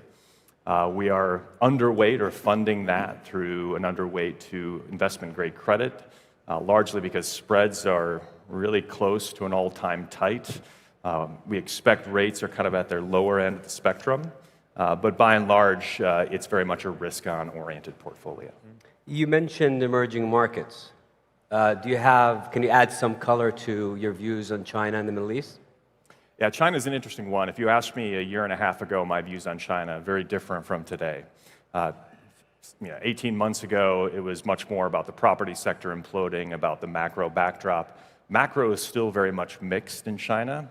On the mend, I would say, to an extent, but there's a conscious effort within China to shift the focus of wealth creation from property to equities, to publicly listed equities. We think that's very, very positive. When you add to that the fact that the valuation profile of Chinese equities still quite good, the economic backdrop is improving to a degree, we're actually quite bullish on China going forward. So there's a lot of momentum behind China. But there's other places within the emerging markets, Middle East, we have a lot of optimism around as well. Obviously, the Saudi market has underperformed year to date, but we don't necessarily see a structural reason for that. There's a lot of liquidity issues that are going on. I would say that earnings growth remains relatively attractive, barring some one-off issues in Q2. Going into Q3, we're going to see about a 7% earnings growth expectation. 2026, our expectations even higher than that. So we have a lot of optimism around the Middle East as well. Thank you. Jeremy, moving on to you on that theme, are there areas that of the market globally, asset classes, corners of the globe that you feel are misunderstood, people are not really appreciating the opportunity there? Well, I think, some of the points you made there are very clear about the structure of the market today. I may take a little bit of a counter view on the US because I ultimately think, the US has been dominating global markets for the last decade, and yet today, we're starting to see a significant shift in allocations away from the US. You mentioned global markets being up 15%, international markets up 25%, emerging markets beyond that. But if we move out of the regional debate, which I think we should, is a principal point around asset allocation, one area which is a little undiscovered and left behind at the moment is listed infrastructure. We've been a 20-year investor in listed infrastructure. And, with debt levels in most governments at peak today and probably growing, people are increasingly focused on real assets. And retaining wealth and developing wealth over time is critical. So picking out companies around the world focus on infrastructure and listed infrastructure with a real return is something which is worthwhile. Abdul Latif, if we want to kind of come closer to home, Saudi has undergone a phenomenal transformation the past decade. It's an ongoing transformation. For a global investor, where are the opportunities to participate in this? Excellent question. I mean, the opportunity set is quite ample and huge. If we look at the Vision 2030, which main mission is to diversify from oil, and oil sector is already huge. So that means if you want the non-oil to match oil contribution to GDP, there is a required capex and investments in the non-oil sectors. When we look at the vision and its direction, there are many sectors that are benefiting from it. For example, tourism and entertainment is a big opportunity set for hospitality and other cultural investment opportunities. When you look at Red Sea, Qiddiya, Dir'iyya, there are many things that can be done there. If you look at the mining sector, and the kingdom is just opening up its mining sector for exploration and mining, there is also a lot of opportunities in the supply chain of that. Real estate, a lot of pent-up demand for real estate, residential units, offices, you name it. And so a lot of investments can be done there. Mecca, Medina are a huge opportunity for global investors to participate in the growth of that sector, which is religious tourism. The capital markets are deepening right now. We're seeing improved prospects for companies, liquidity, which means that a lot of opportunities can be in the equity and credit side for global investors that want full exposure to the local economy. So these are just few examples of things, but the opportunity set is quite huge. Fadi, based on that potential of this opportunity set, we've seen a lot of asset managers globally come to the region, come to Saudi. From what you've observed, what is the typical business model that they followed? And be honest as you can be, where do you think they fall short of capturing the actual potential of this opportunity? I think maybe just to answer this question, it's good to put things in perspective of maybe the past, the current situation, and maybe a prediction in the future, which I think will capture the idea where the gap is, where the gap is missing actually. In the past, most of the international, I think, asset managers or financial institutions looked at the region as a source of capital.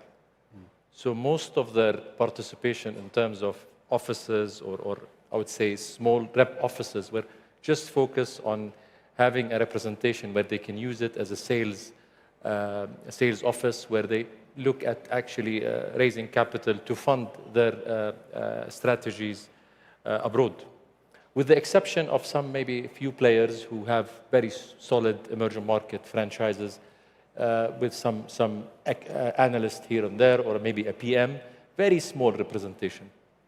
And as the market, I think, evolved and we saw better depth, increased capacity, more profitability, and also I would like to highlight, well, we take some credit, I think the role of PIF, the regulators also in Saudi Arabia, has opened and paved the road for, and helped actually, and supported a lot of the international asset managers to come and have a closer look and have more commitment to the region. And this not only driven by the fact that we helped and facilitated, also it helped by the fact the market is becoming very promising. It's a region, specifically Saudi, it's a market you cannot ignore. It used to be 0% of the main benchmarks. Now we're talking about Saudi approaching 4%. The whole region is approaching 6-7%. And it's been highly punitive for any emerging market manager who did not have this exposure for the past 3 to 5 years. So these kind of factors is as you can see, and we have 3 of international asset managers on the same panel. Happy to hear. We'll take any credit, by the way. We're happy to take any credit. So what we're seeing here is higher commitment, teams on the ground, hiring local talent, and growing local talent. Something that I think is evolving. Now coming to the question, the future. I think What I think is missing is a lot of these players are still a kind of a centralized operation. So they actually are part of an emerging market team. They report to headquarters in London, New York. They are looked at as an extension, as a team that is part of an overall strategy. What's missing, and I think any player who thinks about it as an independent, decentralized business model, who looks at the opportunity in Saudi, in the region independently, will be able to capture a better opportunity, in my opinion. Look at most of the players here, they only are equities team. They are focused mainly in equities, with few exceptions, with some fixed income strategies. What they're missing is the lucrative opportunity of, for instance, real estate market in Saudi. It's a massive opportunity, and a lot of local asset managers are reaping the benefits. Even some private equity players. We've supported and we've seeded some serious PE players to come to the region to focus on infra, but I think down the supply chain, there are significant opportunities that still to be taken advantage of. This should be taken, in my opinion, through a decentralized model, all through joint ventures. And what I predict, and I expect someone who takes a closer eye, is maybe inorganic growth opportunities, where you see these kind of players coming and acquiring these small boutiques, or maybe creating joint ventures, because this is what I believe is going to be the trajectory for growth for these players, if they are serious about the region. Do you think international asset managers are actually positioned in, even mentally, to head in that direction to take advantage of these opportunities? Local asset managers, you mean? International ones. I think... Or local, for that matter. And I think the mindset, I speak to a lot of the players in the region, and I think the mindset is slightly shifting. Some has shown higher flexibility of being open to consider opportunities, inorganic opportunities, or JVs. And we facilitate some of these discussions. We're more than happy to do so. So I think maybe we're still early, but I think there are some serious considerations, and it's always the first mover's advantage. I think the moment you see someone make an acquisition or a move like this, it will open the floodgates, in my opinion. Khalid, you've kind of been on both sides of that equation, and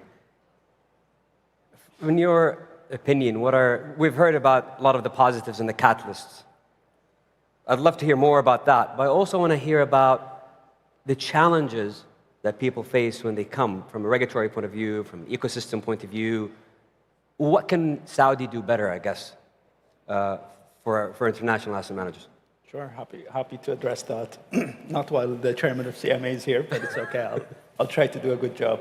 But thank you for having me. It's been a great 3 days, and I think this is for any investor comes to the region, they actually, or the speakers comes here, it's a great opportunity for them to see Saudi and actually to conduct their first due diligence on the market. So I think that's a positive thing, and FII is a great place to attract these investors globally.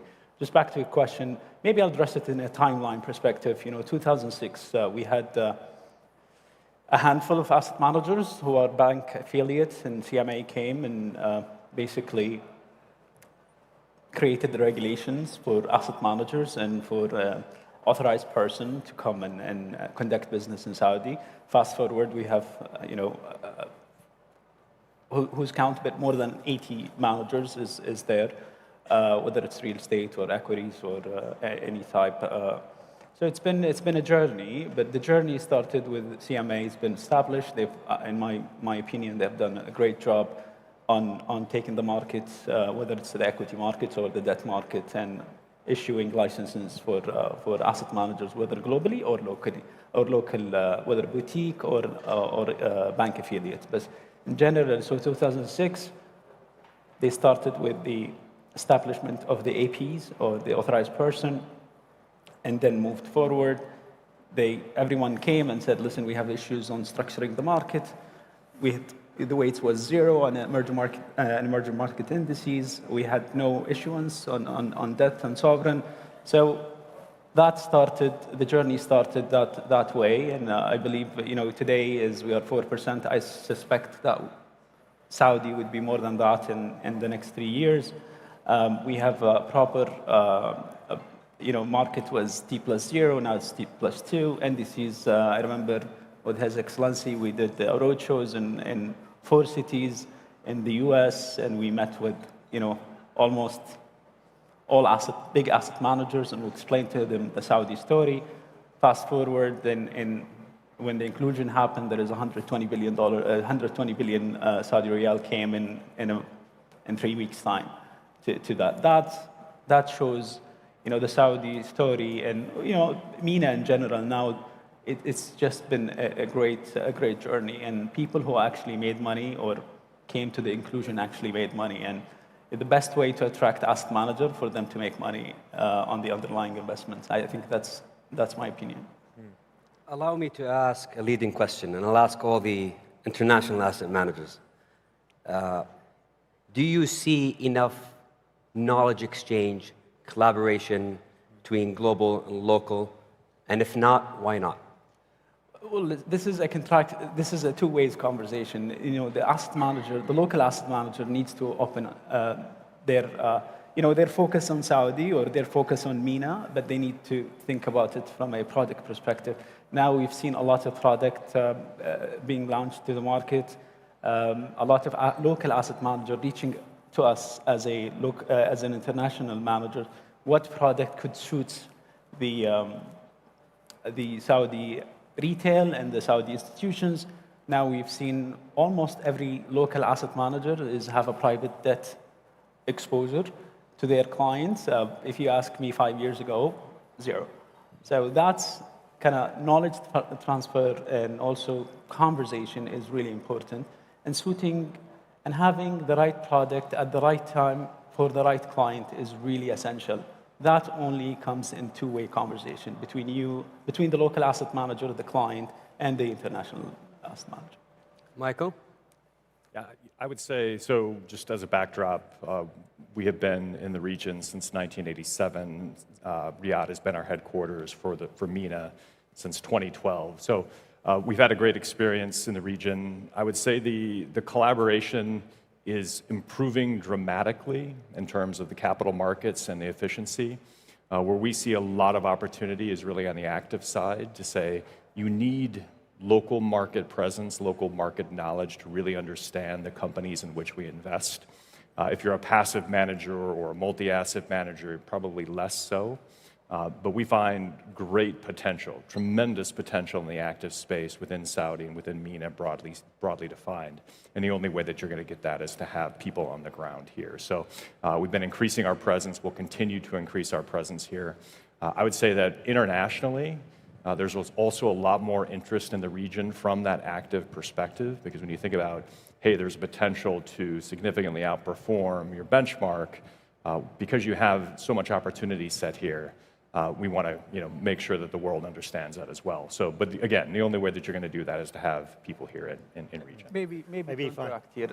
Just on, what PIF is doing with the 40 manager. Now they're in discussion with 100 manager, getting the headlines on Bloomberg. People start asking questions, and this is the first kind of catalyst to this. When people ask questions, leads to an investment. Questions, due diligence, discussion, and then, well, they will assess. People mean international investors. Exactly, yes. That's what I mean. So the main theme of the conference is prosperity. And what we're really doing here is building a healthy savings industry. When I think about what you need for that, it's really talent and intellectual curiosity, which you've got in abundance here. Long-term partners, which you've been very clearly committed to. But thirdly, you need a strong and disciplined investment approach. You need a strong investment philosophy. And when I think about what we bring to developing a local team here, and one of our team members is on the panel as well, it's really, we've been managing money in emerging markets for 30 years, and we focus around return on capital and valuation. And we think about how companies deploy that capital over time and how they can compound earnings. I was sitting down with our portfolio management team here over the last few days, and what I found really interesting about the Saudi equity market is that the return on capital has been continuously increasing over the last 5 years. That's ultimately what's going to lead to good investments, both for the population here, but also for international investors. We talked a little bit about the scale of Saudi within global emerging markets. Today, somewhere 3.5%. Maybe as foreign ownership rules continue to be relaxed, we'll see another percentage point on the allocation towards Saudi. That takes Saudi from being the 7th to the 5th largest emerging market in the index. So the significance of Saudi within a global emerging markets team, which, by the way, as a fundamental investor, the most efficient way of investing is to look at industries on a global basis and look for local champions in those industries in these local markets.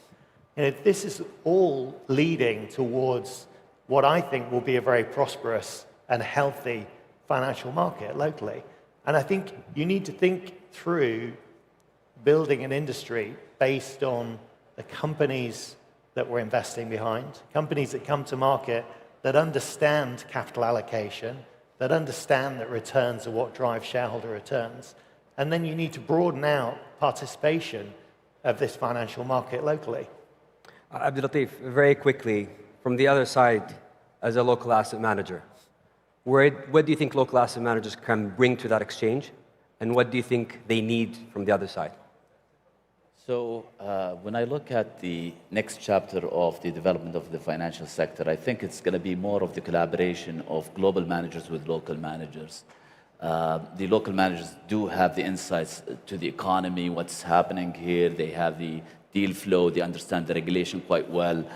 And you have the international managers who have maybe international experience, have seen the developments of the different asset classes in different places, can structure products along with the local managers that cater to global investors that want to deploy capital to the kingdom.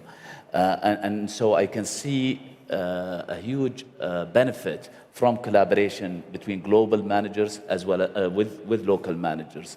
It can be through joint ventures, co-investment platforms, other methodologies basically that put together the two efforts, where you have the local presence and understanding and the cultural acumen, and you have the international best practices, good technology, and processes. So I think through this formula, we will see the development in the financial sector accelerate. We'll see different asset classes develop quite quickly.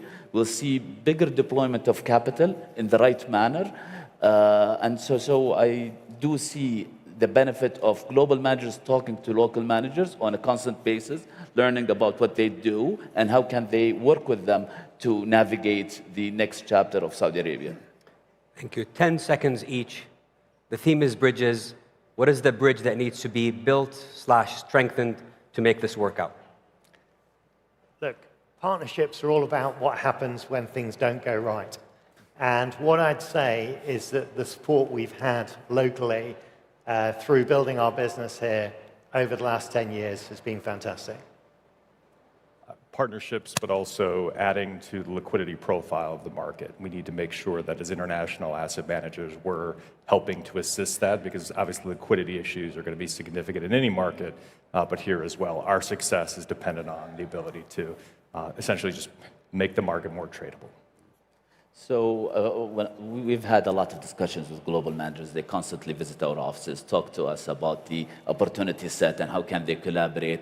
But I can say that it is slow moving because of restrictions or compliance departments abroad. They need to maybe work harder. They need to be more serious and maybe take it to the next level of execution. From my perspective, I would maybe just bet on a theme. I would suspect to see maybe more acquisitions. So that would be something to watch, I think. I'd probably say, back to the liquidity point, I think having more free float is helpful. More indices inclusion is really helpful for the market. And I think if the MENA market is too big to ignore, I think that's really positive for investors to come and put money, whether in equity. People will come in equity, that follows by debt, and followed by private equity and private debt. Gentlemen, thank you so much for your time and insights today. Thanks. Great, thank you.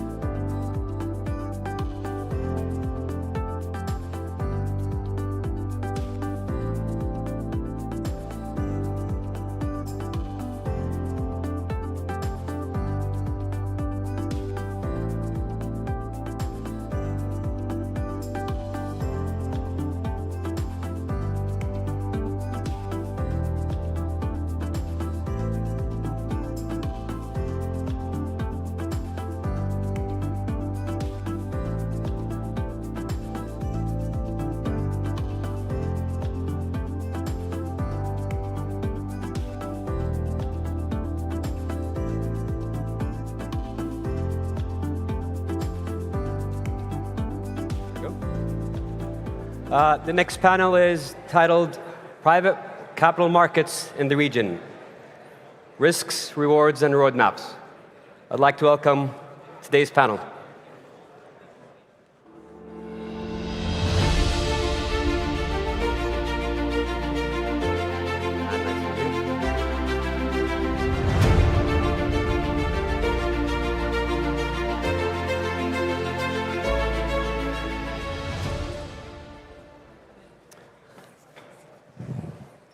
Thank you, everyone, for joining us today. Allow me to introduce the panel. Starting at the far left, Edward Winter, Managing Director, Global Infrastructure Partner, which is now part of BlackRock. James Reynolds, Global Co-Head, Private Credit at Goldman Sachs Asset Management and Co-CEO of Goldman Sachs Asset Management International. And Prendergast, did I pronounce your name correctly? Very good, thank you. Executive Vice President, Head of EMEA at State Street Investment Management, and Mit'ab al-Shithri, Head of Regional Investments and Acting Head of Private Equity Investments at PIF. Thank you for joining us today. Thank you. I'll start with you, Mit'ab. What will be the key drivers that continue to attract international GPs and institutional investors to the Kingdom and the wider region, of course, and how can partnerships be structured to ensure lasting confidence and alignment? Well, first of all, good morning, everyone, and thank you for coming. The short answer might be just to continue what we're doing. But in reality, Vision 2030 is a very ambitious plan. And in order for us to achieve all of our goals in this plan, we will have to tap into new capacities, whether they are financial capacities or human capital capacities. And we found that by working closely with the asset managers and GPs around the world. Even on the demand side, when we speak to potential institutional investors, they've all heard about Vision 2030, and they all want to be part of this great movement. But many of them would require some guidance and someone to lead them to the right opportunity set. And in my opinion, that's when we found the perfect triangle of collaboration between us, asset managers, and global institutional investors who believe in the story, but also believe in the ability of GPs to act in a very independent and unbiased way, looking obviously for the best interest of their clients. And that completely takes away the conflict of interest that might happen if we dealt with them on a direct phase. A true testimony to that might be what BlackRock announced yesterday or the day before when Larry Fink spoke about the Jafurah transaction and how it was almost 5 times oversubscribed. That is, in my opinion, a true testimony not only to the PIF efforts in building the building blocks of a strong private market, but also a true testimony to the Kingdom's effort in opening its economy to the private market. Edward, in order for the region and Saudi specifically to achieve these ambitious goals that we've set to ourselves, we're going to have to attract a lot of international capital, a lot of foreign direct investment. What do you think are the key drivers that are going to actually attract international GPs, international LPs to come to the region and actually put money into this? Look, it's a great question, and I think from my perspective and our perspective at GIP and BlackRock, we're already attracting a substantial amount of capital. I think taking a step back, we at GIP are one of the largest infrastructure asset managers globally, and I'm proud to say we've been one of the first to really focus around the GCC as a key investment destination globally as part of a global diversified strategy.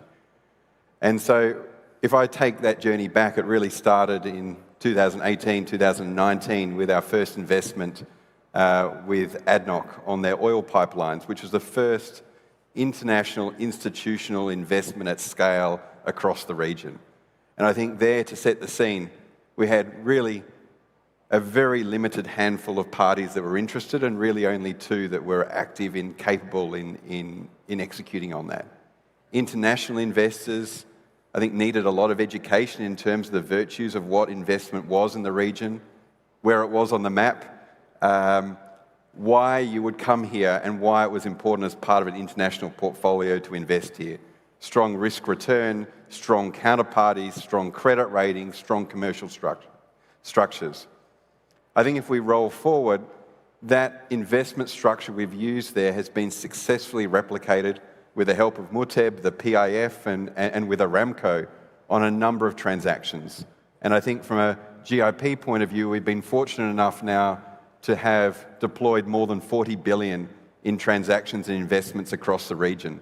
And so we are not only one of the largest global asset managers, but one of the largest international investors here in the region as well. And I think as we go through and have been through that journey, it started off with, let's call it, two real investors in the first investment, GPs, seeing the virtues of investment across the region, having the courage to do that, to a progression where we had 10 to 20 GPs, direct investors, looking at investments, to the investment that Moove mentioned, which was announced earlier this week on Jafurah, with the Jafurah midstream investment with Aramco, another successful example of a replica of that structure, where we're not only cornerstoning the investment as BlackRock GIP, but we're actually now bringing our LPs as direct co-investors to the region. And I think the success and the constant education of investors over the last 6-7 years about why you should come here is really starting to pay dividends across the region, and we're starting to see substantial capital flows into the region. As Moove mentioned, we were substantially oversubscribed, and I think that demonstrates that. But it's not just about equity. We're also here mobilizing a substantial amount of debt capacity to support our investments here. That's not just tapping local lenders. That's bringing our relationship lenders who, in turn, have not invested previously in the region. That is educating the Sukuk market about investing into infrastructure. That's bringing private credit and our key relationships overseas to the region to invest here. So if I look at all of that, I'm very encouraged by the activity that we see here across the region. I think as we talk about mobilizing investment here across the region, I think it's important to remember that we're looking to invest in infrastructure. What do we need? We need to invest in the traditional sense of infrastructure: energy, roads, ports, airports, digital assets, and waste and water assets. We're not looking to push the boundaries yet. We want it to be a good experience, a good risk return. The commercial frameworks need to be valid and strong. The underlying revenue base needs to be supported. We're not looking to invest into a huge amount of merchant exposure or demand growth that isn't yet validated. So we're looking for stable, cash flow yielding assets. And I think the nice thing about the region here is it's very strong creditworthiness, very stable fiscal and rule of law, which all goes to the merits of what we're looking for from an infrastructure point of view. So with all of that, I'm very interested and encouraged by the opportunity ahead of us, but it needs to come at the right cost of capital. When investors come here from an international point of view, they're comparing an investment here in the region with one in Germany or one in the United States or one in Asia. The cost of capital needs to be relevant to attract that capital globally. And State Street Investment Management has recently launched a lot of innovative products in private credit, private assets, the alternative space. What's the thinking behind that? What's driving that? And how can the MENA region generally and Saudi specifically benefit from that? Yeah, so as you say, in the last 12, 18 months, we've launched a number of ETF products in the alternatives and private market space. And really, and that spans digital assets, private markets, CLO-aligned strategies, hedge funds. And really it is around providing access to a broader population to these types of investments, because there is an appetite there. And this is part of our strategy generally to democratize access to investing. And in fact, we launched the first US ETF over 30 years ago in 1993. And that is about bringing investment grade investments to a wider population. And so the next stage of that really makes sense that we look at that in the alternatives and private space. And so that's what we've been doing. And you know, some of the issues around this asset class in terms of liquidity, high minimums, cost, lack of transparency, we're actually addressing that by providing regulated, transparent and low-cost vehicles. And we're doing that by partnering with the best of asset managers in these spaces. So we're not doing everything ourselves. So whoever is best in particular domains, we will partner with them to deliver this. And so that provides access not just to family offices and wealth platforms, but also retail and investors. And when we think about it, as you asked, from a more regional perspective, like this is not just, when we think about these, because these are ETFs, they're a useful instrument, not just for retail investors, but broader institutional as well. And particularly here in the MENA region, there tends to be an over-allocation to public investments, cash, local real estate. So these instruments provide that diversification, provide some liquidity, resilience, and actually are a useful tool for portfolio completion. And then when I take it on to the next step and think about it more locally in the KSA, again, this aligns with the objectives of Vision 2030. So that's around deepening capital markets, greater financial inclusion, channeling of investments for retail savers into more productive investments. And so having availability of these products, which are globally managed, they're well regulated, will align with the idea of greater financial inclusion and more sophisticated capital markets. And so I think that this is a useful step forward as we think about the more sophisticated investors who are doing this already. How do we give that access to a more broader group of people? James, we've seen, albeit from a low base, a tremendous growth in private credit in the region. We've seen especially direct lending kind of explode in the past couple of years. Do you think this is sustainable? And what are the structural factors that I think are supporting this growth and kind of helping grow this long-term and developing an ecosystem around it? Sure. And good morning, and thank you for having us. You know, we at Goldman Sachs, we've been in private credit since 1996. And so whilst, you know, there's increasingly some narrative and attention to the space, we've certainly kind of seen a lot of cycles in the past 30 years. And there's absolutely a reason to exist for private credit in general, direct lending in particular. Providing certainty of capital, flexibility, helping, you know, economic growth, working with companies that may have access to the banking market, may not have access to the banking market. And by the way, I would say every time we enter the market, even though this market was fully banked, the banks actually welcome having private credit investors who can complement their day-to-day activity as well. As we look at this region in particular, and why we're very excited about it, and as we did back in the 90s in Europe or in the US when we started, or even 20 years ago in parts of Asia, we're looking at a very long-term commitment here, right? We want to walk before we can run. We're very excited about the discussion and the partnership with PIF and Moove. I would say when I look at this region in particular, I think all the ingredients are here for long-term success in private credit. Number one, you've got vibrant economies. Economic growth that is fueled by innovation, by entrepreneurs, by SMEs. This is a young demographic overall in the region. They're very technology savvy, right? And so we're seeing a lot of opportunities that are kind of led also by technology. And I'm not talking early side venture, but platforms that harness the power of technology as well. Yes, you have a lot of banks in all of these markets, but I would say a lot of the entrepreneurs or companies, private companies that we speak to, they enjoy having an alternative that can also kind of come up with a financing that is very bespoke, that caters to the needs of this particular business, and that can grow with the needs of this business. And a lot of what we're seeing and the discussions we're having, in particular in the KSA, are around expansion capital, growth capital, maybe acquisition capital. This region will need a lot of capital on the infrastructure side. Ed, you mentioned it earlier. That has to come as well with private credit. And when we think about private credit, by the way, in this region, it's not just direct lending.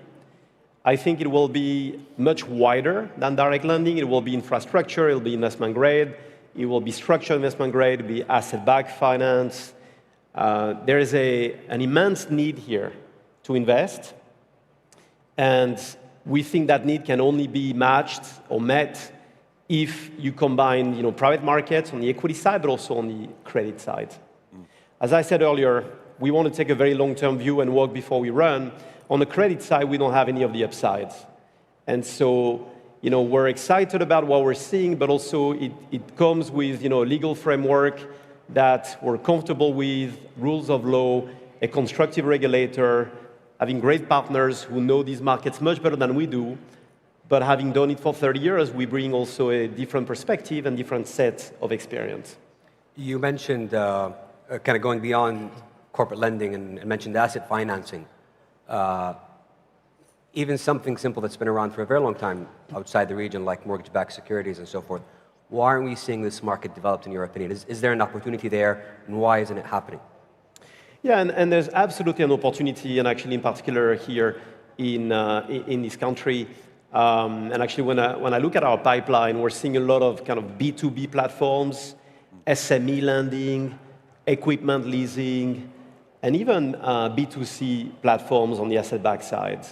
Why is that? Again, it's back to the economic growth. It's back to the infrastructure that needs to be built. It's back to that convergence of public and private capital. And also, look, what we've observed and done in other parts, the world, in the US or in Europe, and we think we can absolutely activate our experience here in this market. So I think there's growing demand. There's somewhat tight supply. I think we are seeing an inflection point when it comes to capital, private capital. And I think, we're dealing with a lot of entrepreneurs and management teams who are welcoming having a different set of maybe lenders or complementary set of lenders. And that has to do maybe with the maturity of that particular business. As these businesses grow, as these platforms grow, maybe, they're probably better suited to a banking solution. But I would say as we kind of follow the growth of these businesses, absolutely private capital, in particular in asset-backed finance, is going to be needed. And what do you think is the main challenges that an asset manager who wants to achieve these goals, who wants to take advantage of these opportunities, what are the main challenges that they face in pursuing them in the region? Well, first of all, I will say that there's a huge appetite for these types of asset classes. So I think that that's really important. And again, it's across the piece. When we think about the challenges, and again, this is across the piece, whether it's institutional or not, but it is particularly in the semi-institutional as we think about, again, opening up, democratizing it to retail investments. And there's probably, I would say, three of them. The first is regulation. So like any asset class, we have to make sure we have a regulatory framework which provides the appropriate protection in terms of distribution, disclosure, and just general investor protection. And the challenges we have when it comes to alternative markets is we obviously operate cross-border and globally, is that regulatory framework remains quite fragmented, which is not conducive because it creates operational complexity and it can also impede innovation. So I think that that's the first thing that we find as a challenge. The second piece is education. And particularly, again, when we get beyond the sophisticated investor, because this is very different type of investment. And it is incumbent on us as an industry to be part of that education piece, to explain the risk return, the liquidity aspects of alternatives that's different to your publicly traded investments. And again, there's lots of ways we can do that through industry regulation, government support, and I think it's important we keep that on the radar. And the third thing is infrastructure. Getting access to these types of investments is, again, more challenging if you're not that sophisticated investor. So we see a huge growth. We've talked about it in terms of digital wealth platforms, which is opening up the world for investing for retail investors. But they still are challenged by the characteristics of alternatives, whether that's provision of semi-liquidity, if it's the onboarding process, the fractionalization. So I think that there's more maturing on that. But again, there's an opportunity for large institutional investors to come on board and help support that, whether that's through seeding of funds, through co-launching, because if we can bring that scale of institutional investors, that will help to overcome some of those challenges. And I think we have the opportunity to do that. And democratization doesn't mean dumbing down, it just means that greater inclusion that I think that would be the next good step in relation to the development of this. Mut'ib, we've heard this in the last panel, and the answer leads towards this question, I think. What is the role of governments in the region, sovereign wealth funds in the region, in helping drive collaboration, in helping kind of push this forward so it actually happens at the scale and speed that we need it to? On the private debt. On the private debt, on infrastructure, on... Yeah. I think there's a similar theme between them. I think everyone here is in the business of pricing risk. And different type of investors have different risk appetite. And our job as the sovereign fund of the kingdom, working very closely with asset managers, is try and build that menu of products that caters for the right institutional investor with the right risk level. My view is today in the kingdom, we are giving emerging market returns for developed market risks. And that's based on everything that we've done, based on what the regulators have accomplished in the past few years, leveling the field between buyers and sellers. And I always say that capital goes where it's treated well. The missing piece, in my opinion, especially on the private debt side, is to build the right opportunity set for all asset managers to come and check them out and price them at the right level. We've embarked on a strategy 3 years ago to build infrastructure as an asset class. I think we've done pretty well with BlackRock and I². We've announced our partnership with Brookfield on the private equity side, and there are many others that you guys will be hearing about very soon. And now we're in deep discussions with Goldman and others on the private debt. And I'm sure it's a matter of time until we have the entire offer of products and the ecosystem of private market going hand in hand with a very strong capital market and public market in the kingdom. And that's our next step. For the other three panelists, beyond what the sovereigns and the government can do, what's the one thing that you think needs to happen for this opportunity to actually take off? Well, maybe I'll go first and repeat one of the ones I said, but I do think, again, if we want to democratize this more broadly, I think there's an opportunity to do that, and that access point, I think, is important to make sure that we can enable people to access these valuable asset classes. For us, also on the origination side, it's important to have teams on the ground across the region to really kind of start educating entrepreneurs, management teams, businesses about the attractiveness of private capital. And so that's one of the key priorities for us, and obviously having the right partners as well. Look, I think we've all got a job to do in bringing expertise. I think that's expertise in a couple of ways. One, that's expertise in educating investors globally of the virtues of investing here, the risk return, how it stacks up, how it's important as part of a global portfolio.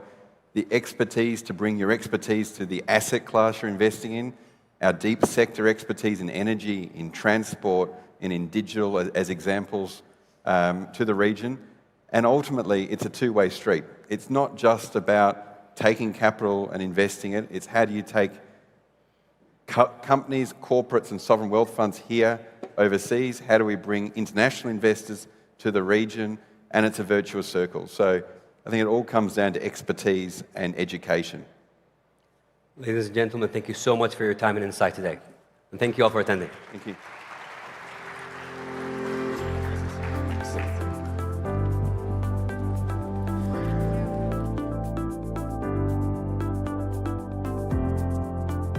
Thank you to Mr. Naim and his guests for such an interesting conversation. Before we resume the program, we have with us today professionals from all over the world. In that context, the PIF has continued signing global partnerships throughout this year since we last met at the FII last year with a number of leading global asset managers who have set up operations here in Saudi Arabia and are expected to unlock billions of dollars in new inflows and innovative products. Those partnerships include MOUs with BlackRock, State Street, Mizuho, Goldman Sachs Asset Management, Northern Trust Asset Management, Franklin Templeton, Neuberger, and I Squared Capital. Those partnerships have as main objective to further enhance the asset management industry and capital markets of Saudi Arabia. We will now resume the program. We have also two back-to-back panels. The first one, over the next 30 minutes, is titled Harnessing Data, the Evolving Role of Quantitative Investing in Modern Portfolios, followed by another panel discussing market depth, liquidity, and tradability. Both will be moderated by Ms. Melody He, Deputy CEO at CSOP Asset Management based in Hong Kong, and who came all the way to be here with us today. Please welcome her on stage and her guests.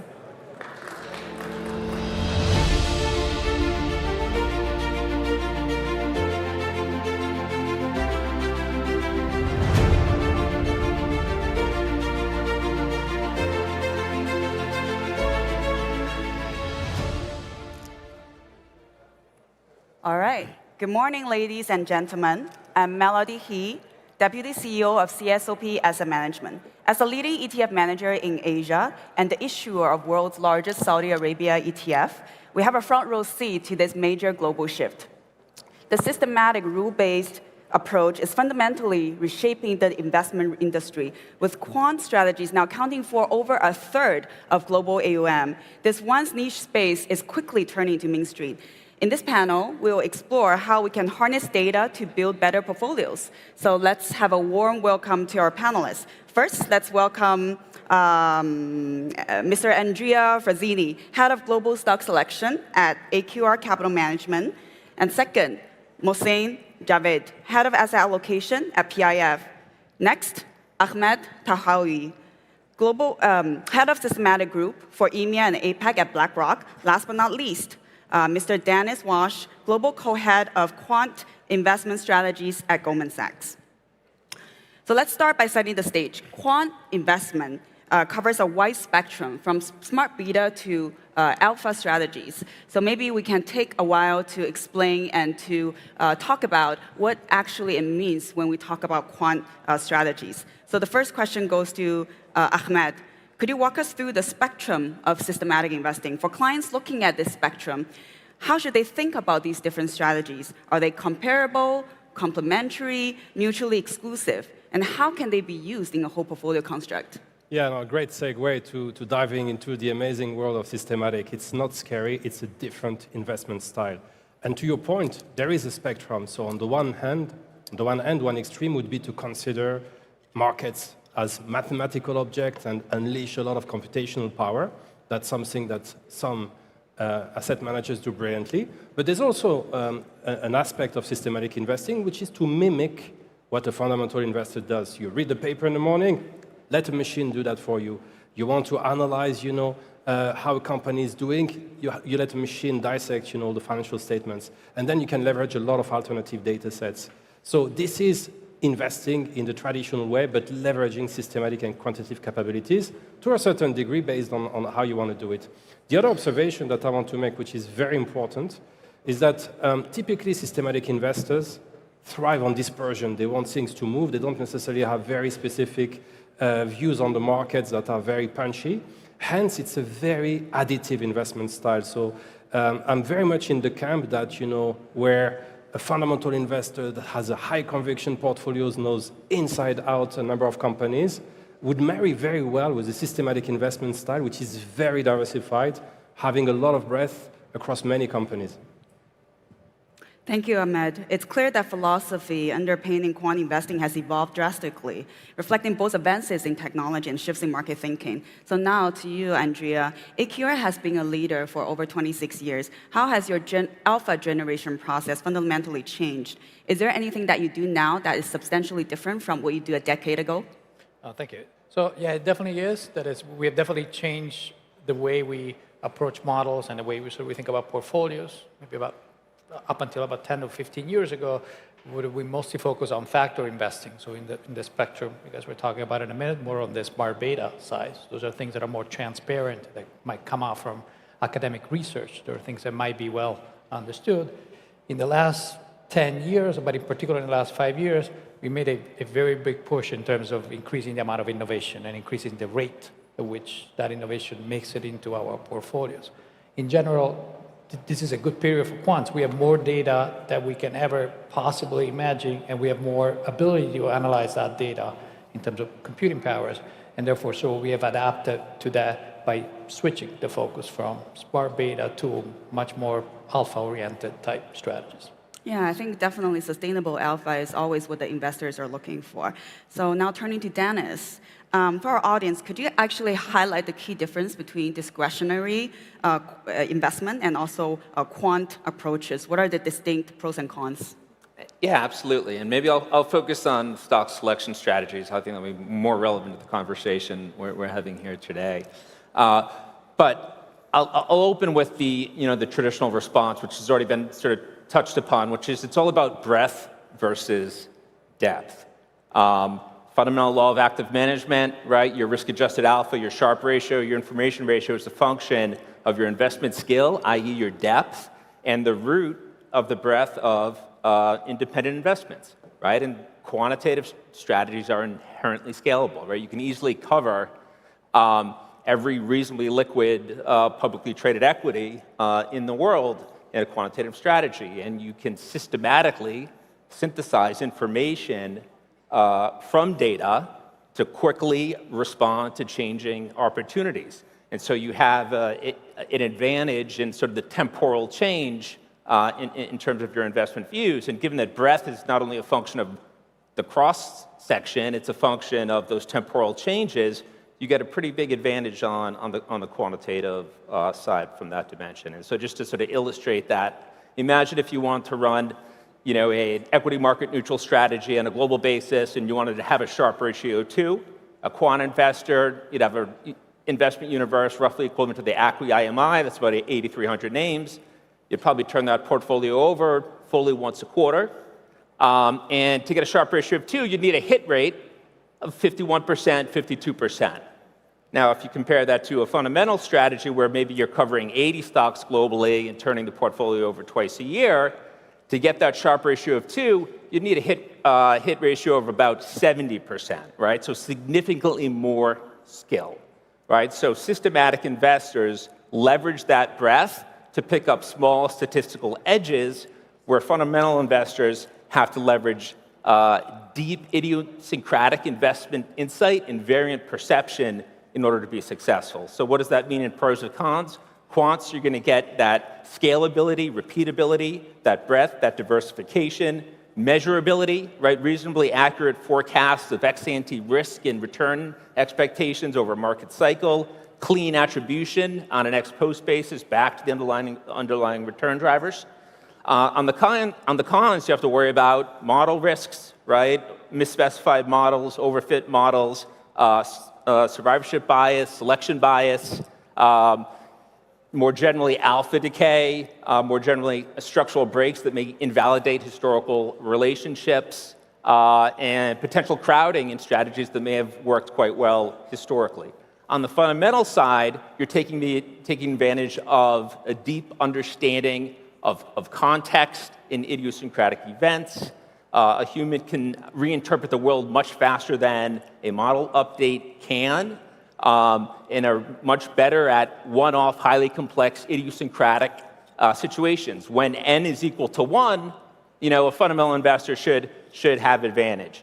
And then, of course, some of the cons there are their own biases that humans and investors have, recency bias, confirmation bias, anchoring, herding, thesis evolution. These are all challenges, as well as the key man risk. If a PM leaves, the IP goes out the door with that PM. Systematic strategy, conversely, if a researcher leaves, all the IP stays behind. Thank you, Dennis. So let's turn now the viewpoint to our local asset allocator. So Mohsin, from PIF's vantage point, how do you view the role of quant strategies within portfolio? Is it a good complement to traditional managers?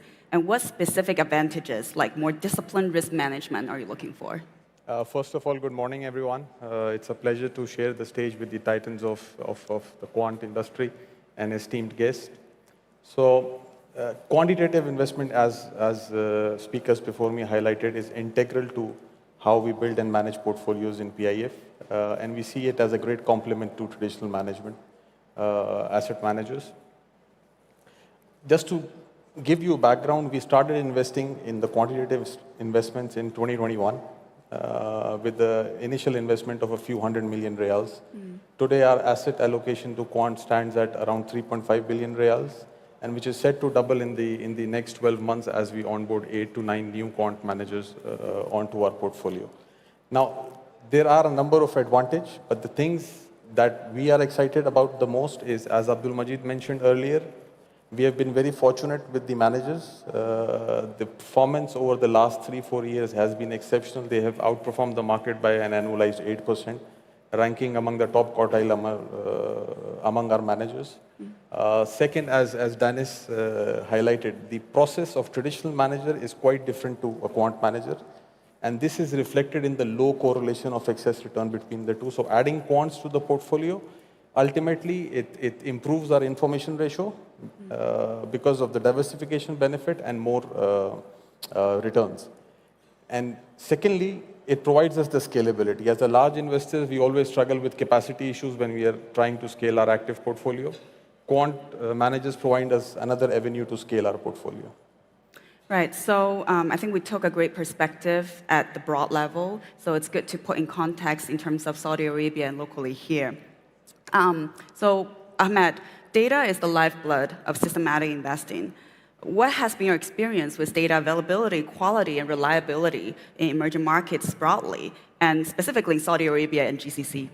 Yeah, it's a very important point. Data is at the core of a systematic process. You know, alternative data set can give you a pulse on the macro economy, for example, by collecting data from job posting websites. And most importantly, social media specifically can give you a pulse on sentiment, which is very much driving the markets. So what is really exciting about a systematic approach leveraged to emerging markets and specifically Saudi Arabia is that think about us having a toolbox of signals. Each of these signals can add a bit of incremental value, coming back to Dennis' point about breadth. And a lot of these signals work in emerging markets. Certain signals that, you know, don't work that well in developed markets work in emerging markets, which is basically, you know, logical in a way. But then there is a lot of data available in these emerging economies. If you look at India, Saudi Arabia, China, these are economies that are embracing the digital revolution very actively, very aggressively. Hence, this is a very fertile environment for us to collect data specifically on sentiment. So a couple of examples. First of all, outside of Saudi, and then let's spend maybe a minute on what we do here. In China, we've extracted a lot of value in going into chat room, financial blogs, calibrating in local language and LLM to extract sentiment.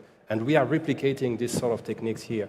So specifically in the region, we have developed our own, you know, research effort to basically create more signals that leverage the specificities of the Saudi markets.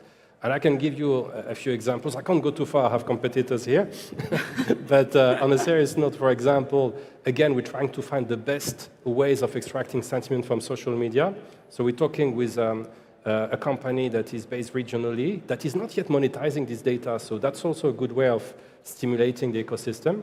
Then what is very interesting and important for us is to extract systematically from various sources, including the stock exchange, any event information on companies, shareholding changes, board changes, understanding also, for example, how projects are awarded. And this is data that we can obtain. And also, we've developed our own local feeds into regional newspapers, regional news feeds, the equivalent of Bloomberg in the Middle East. Again, I'm not going to name names. to extract in a way that is faster, more efficient.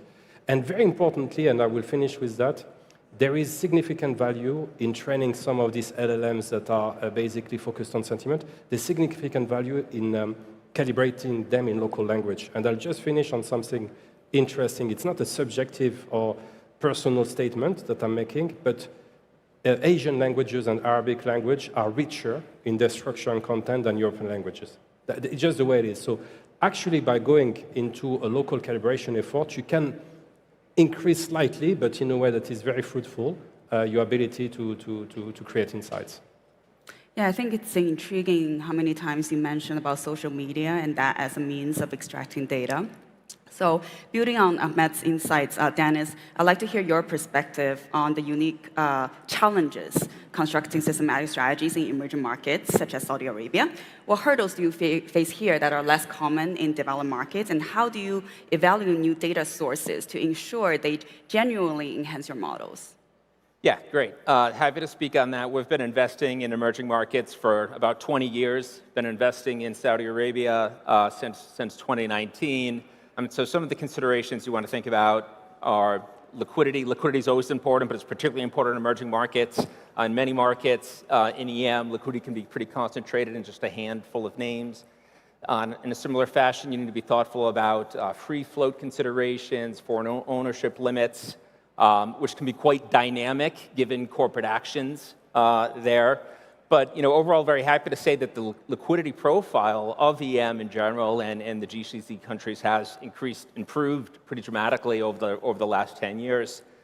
You also need to be thoughtful around universe construction, particularly how you think about modeling emerging markets and the trade-off between statistical breadth and your ability to tailor a model to a specific region or a specific country, right? So if you think about the MSCI Emerging Markets Index and the countries in that index, the median number of names in each country is 16, right? So you're going to have less breadth, you're going to have less statistical power, right? And most data sets for high-quality point-in-time data, you're going to have shorter histories. So your temporal or your time series statistical power is also going to be lower, right? So what does that mean? It means, well, that's just, when you're thinking about data, and like everything we do in QIS, everything's a function of our priors and the empirical evidence, right? But the priors are that much more important in emerging markets when you may have the opportunity to have less empirical data, right? Before we do any empirical analysis, we have to have a clearly stated, well-founded, testable, economically intuitive hypothesis that is consistent with our investment framework that we've developed over the 35 years that we've been doing this, right? And the stronger the prior, the less empirical evidence you need, the less the hurdle rate on the empirical side to make a decision on whether or not you actually want to onboard a particular data set or a signal, and vice versa.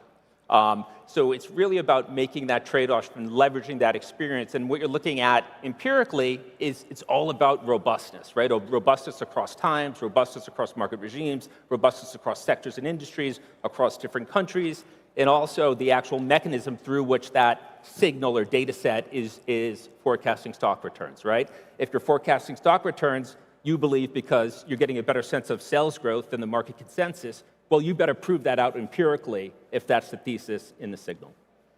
Great. So we have His Excellency and then also many leaders in this room. So it's important to talk about Saudi Arabia's regulatory reforms. So Mohsin, these regulatory reforms, like the proposed changes in the QFI framework, are a game changer. From your perspective as an asset allocator, how would you describe the current state of quant investing in Saudi Arabia, and what role is PIF playing? Sure. I will categorize the current state of quant investing in Saudi as being early in the development, early in the journey. And the reason why this area remained underdeveloped can be broken down into two categories.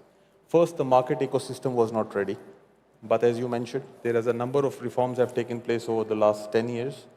And it has largely addressed the challenges around breadth, policy, infrastructure. And now the market is ready for the quant to launch from here. But the second side of the challenges are capabilities. Locally, if you see, the market is dominated by traditional managers. And this is where PIF is playing an integral role in catalyzing this segment. PIF, in order to address the capability gap, has partnered with 12 leading global quant managers. 3 of them are sitting on stage over here, and I see many more sitting in the crowd. These partnerships are not just to develop Saudi product, but also build local capabilities and wherever possible, offer the capability to investors.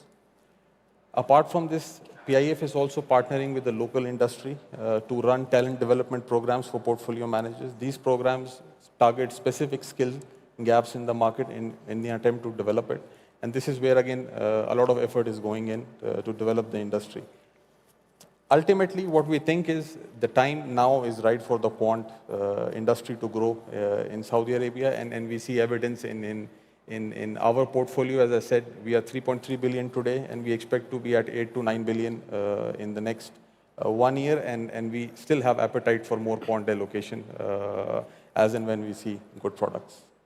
Yeah, we heard a lot of positive things, so it's good to also take a look at volatility and risk.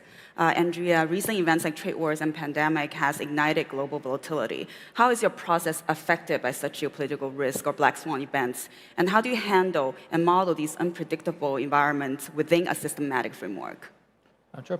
I think in general, the recent environment actually has been a good environment for quant portfolios. Some of them are really sort of designed to try to take into account the fact that companies are related to each other. And so you have shocks that could propagate. A raises in tariff can affect particular product, which can affect some companies, which can affect other companies. So our models, and I'm sure many of our sort of competitors' models, do try to model that explicitly. This idea that when there is bad news about a particular company, that can propagate to others. Tariff shocks are a good example of that. So in this particular year, for example, some of the portion of the models that are trying to forecast those effects have done particularly well, has helped in that period. So meaning that we build models that are trying to capture those fundamental relations. Tariff could be one kind of shocks that could go through that, but you can have others and also interaction across those. The previous fireside chat set also talked about how machine learning, AI, no panel can go without discussing these topics. So that's our last topic. And a few words from each of you. Ahmed, starting with you. Terms like AI, large language models everywhere, they're just floating around. How are you practically leveraging these cutting edge tools in your investment analysis? And what does the tangible value add for these? Yeah, very quickly, there are 3 ways we leverage large language models and generative AI. The first one is to use them where they're very good at. It's to read documents. An example, every day we would read automatically 6,500 brokers' reports using LLMs extracting sentiments. So that's category number 1. Category number 2, artificial intelligence, in general, is very good at combining insights, at putting things together in a way that the human brain can't, so signal combination. And number 3, we are using very actively the generative part of AI, in the sense that if you tweak and complement and fix some of the GPTs, you are able to create forward-looking implementations of market themes. So you can say, okay, this is what's happening in the world, and by tweaking, a GPT, which is probably not good enough to do that, you can build some list of stocks that you should buy and sell. So these are the 3 approaches. Because it's my last question, I want to take the opportunity to thank Mohsen, the PIF, and all the senior representatives of the Kingdom, because this initiative, which is to promote the systematic investing capabilities, is unique. And I think this is something remarkable. Sorry. Andrea, your founder, Cliff Asness, has been in the press talking about the use of AI and machine learning in managing portfolios. Can you tell us a bit more about what are the main applications in your alpha process? Sure. We do a fairly heavy use on both ML models as well as generative AI models. 3 applications would be the one that are just mentioned now. They're sort of fairly similar. There are others. Examples would be, we talked about data collection. Emerging markets is a good example where 10 years ago, we would have had teams that go out and scout for that data, meaning that they would download, for example, company filings, read them in local language, and extract some information that we would like to get from that. customer suppliers. So that could be an example. Today, you can have generative AI models that can do that in real time across hundreds of thousands of filings, and not just that, they can increase the amount of sources. Other examples are monitoring of our portfolios. There's a variety of things that we do on the portfolio management side that use AI tool that leverage some of that technology to allow us a much more efficient risk modeling as well as monitoring across many things that we do. Dennis, what trends are you seeing from global allocators in terms of their adoption and application?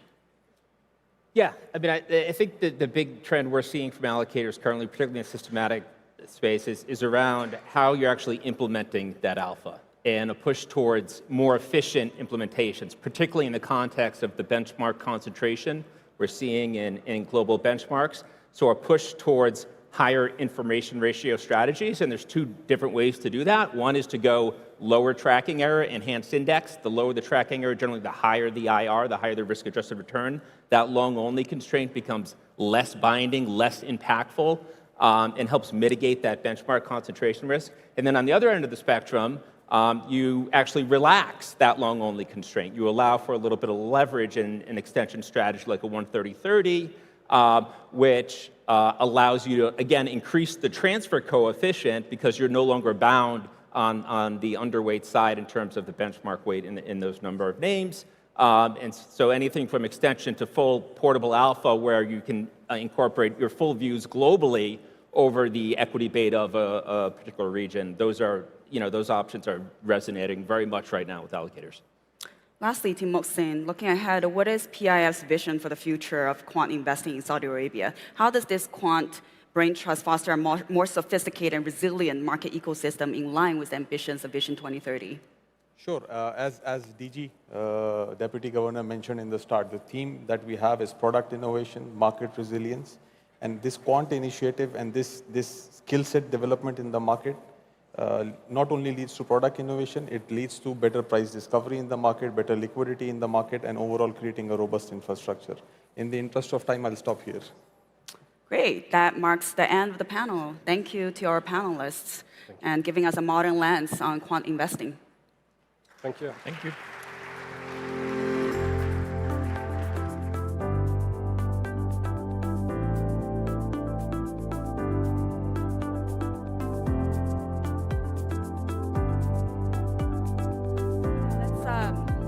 I think this is off. Let's welcome our next panelists on stage as well.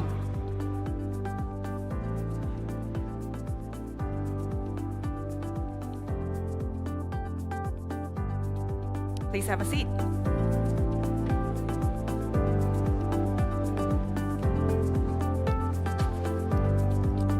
So let's welcome our panelist, Ms. Dana Al-Ghim, Head of Research at Alpha Capital, Badar Al-Assam, Head of Portfolio Management Section at PIF, Mr. Karim Hamza, CEO at Introspect Capital, and lastly, Ahmed Kordi, Head of Investment Research and Decision Support at PIF.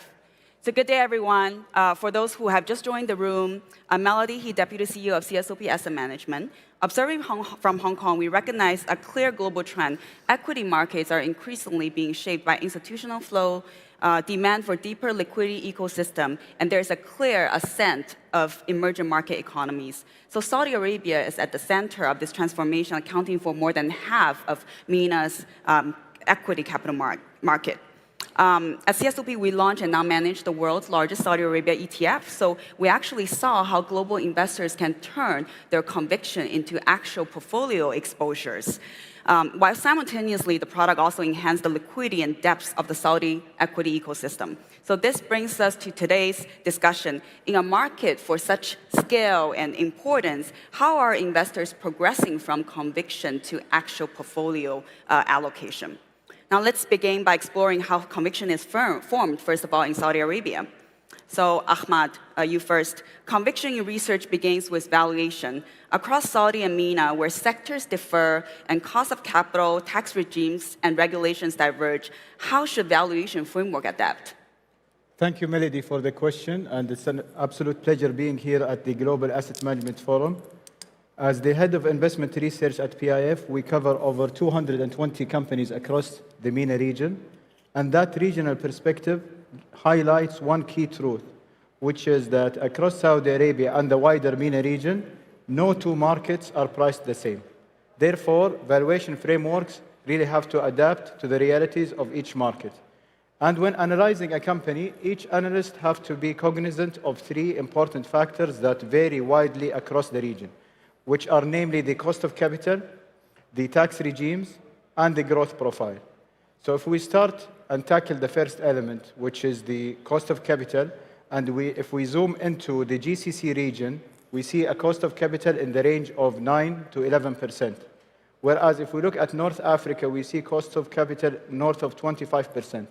And that single difference alone can cause a wide divergence in fair value assignment. Now, having covered the first element, moving on to the second, which are the tax regime. And if we take a step back, investors ultimately pay for a stream of cash flows.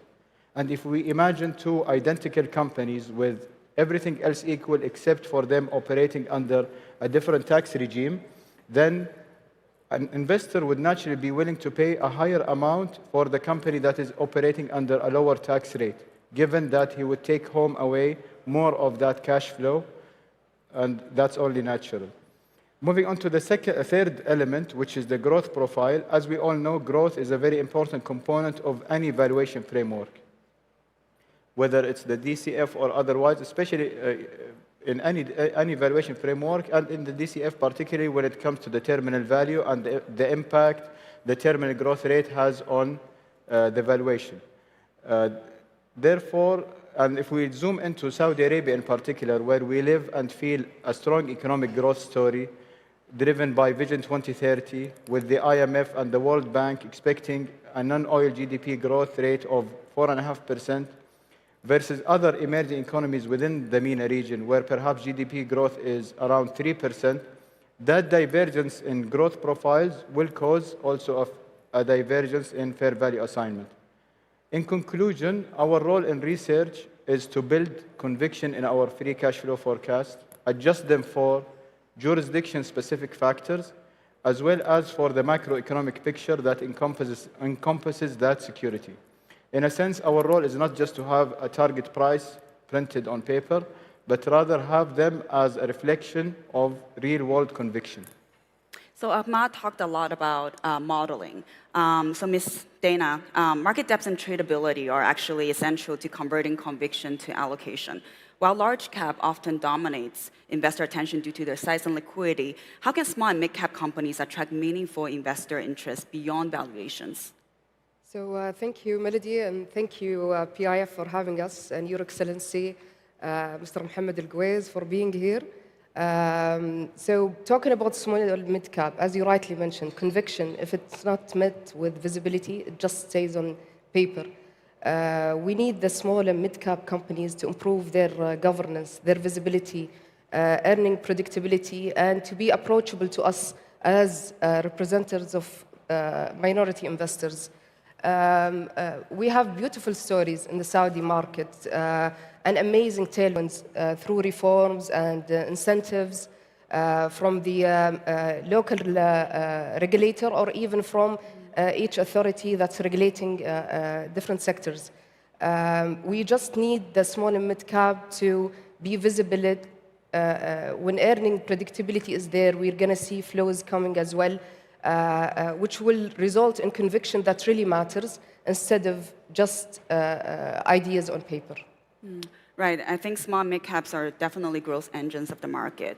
So turning to Kareem, while we're speaking about valuation, Saudi retail investors are allocating more capital abroad, particularly into U.S. equities. How do you see that shift affecting domestic equity market valuations? An interesting question. Retail investors historically in Saudi have been quite captive to the country, and that has justified valuations for certain companies being quite elevated.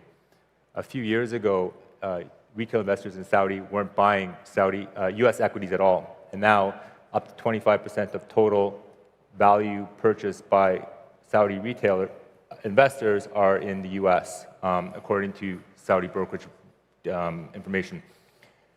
We would expect, as Saudi retail investors increasingly look abroad, that as the opportunity breadth increases, the valuation premiums they put on Saudi equities to actually diminish and to go down. We would expect the efficiency in the market to gradually increase. So all things equal, the more Saudi retail investors invest abroad, certain companies will definitely see their valuations come down. And for us on the institutional side, what makes it a bit challenging is what we often do is look at the past as an anchor. So you look at the historical P for a company, maybe it's 20 times, and whether we like it or not, we expect some sort of mean reversion. So when the P is now 10, we look back historically, say, maybe it should go towards a 15, if not a 20. But the problem is maybe the valuations in the past were a bit murky, and maybe the past isn't really reflective of the current investor base in those companies. So it's a bit of a challenge, but for companies that were historically priced inefficiently, all things equal, the more investors have more options to invest in other parts of the world, those valuations might come down.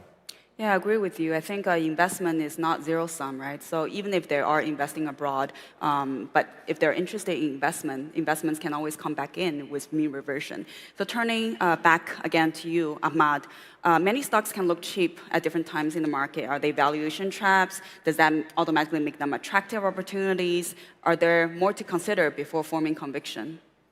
We screen the market on a daily basis, and we often find many securities that look cheap. However, I would argue that these are quite often red flags rather than clear signals to buy. A low valuation alone is rarely ever a solid foundation for building conviction. And if we were to buy a security purely based on it having a low PE multiple or a low EV/EBITDA multiple, that would often lead us into a value trap. And here it's very important to draw a clear distinction between a value trap and deep value. On the one hand, a value trap is where a security screens cheap and it looks cheap. However, due to its deteriorating fundamental profile or structural decline of the business, in fact, it is not cheap because it will only get cheaper and cheaper, and you will probably dive deeper into losses if you had invested in that stock. On the other hand, if we look at deep value, and this is where there is a healthy compounding cash flow business that is trading below its intrinsic worth. This may be due to a transient external shock such as geopolitical tensions or tariff events that cause that divergence between its fair value and its trading price. So that's where the role of research really becomes very important in confirming the intrinsic value of that security and drawing a clear distinction between market noise, which is short-term, non-fundamental price volatility, and that of a structural decline of a business. A few elements that a research analyst has to be aware of is that they must assess the management's credibility, their capital allocation track record. They must have a solid foundation when it comes to their assumptions and their cash flow forecast. And finally, having a decent upside potential when pitching a buy idea. If we were to take all these factors into account, we would be investing in a stock with a true margin of safety rather than holding a security with the hope that it would re-rate, because hope is never a strategy. And in conclusion, we do not chase cheap, we chase quality at a discount. And what we're really hunting for in the market are healthy compounding cash flow engines that are priced attractively. So now conviction are formed. The next challenge is execution. Market structure and allocation models play a pivotal role here. Better, from PIF's portfolio management standpoint, how has the journey from conviction to allocation evolved with the Saudi equity market? Well, thank you, Melody. I think the short answer is that it evolved significantly in a relatively short period of time. I think those of us who have been in the market for the past 15, 20 years can remember that pricing inefficiencies were way more abundant back then, and it was relatively easier for an active manager to build conviction around these pricing inefficiencies. I think that happened because the institutional, the more informed investor was a price taker back then, as the market was heavily dominated by retail. So fundamentals took relatively longer to impact market values. Fast forward to today, the picture completely changes. As the market gets more covered by equity analysts, as we see more activism from different classifications of investors. You've got more active local managers, regional managers, emerging market managers, pensions, hedge funds. That competition is really a competition for price discovery. And what that does is it really reduces pricing inefficiency. So using that playbook to build conviction is not valid, I believe, anymore. I think things like having a qualitative assessment and having a judgment on the quality of management, a judgment on the quality of business plans, and having a longer-term perspective is key in building convictions today. Dana, even when conviction is high, full allocation doesn't always follow. What are the frictions that hold managers like yourselves back? And how can active managers better align portfolio weights with their strongest conviction?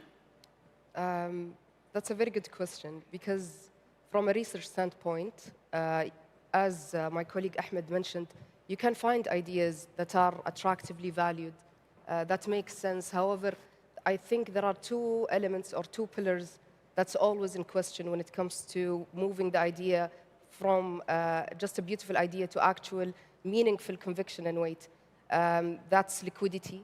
And secondly is the governance and the quality of the company. Indeed, valuation on its own, as Ahmed mentioned, is not enough to build conviction or to have a significant weight in a name. We definitely need to be confident of the management, as I've previously mentioned, to make sure that they're on the same page when it comes to value creation and economic value creation for investors in general. And then liquidity. CMA have done great work in deepening the market and improving liquidity altogether. For us as active investors, we need to have the confidence that when it comes to building position and to weather any storm, either systematic or unsystematic risks that take place in the market, we want the freedom of having liquidity.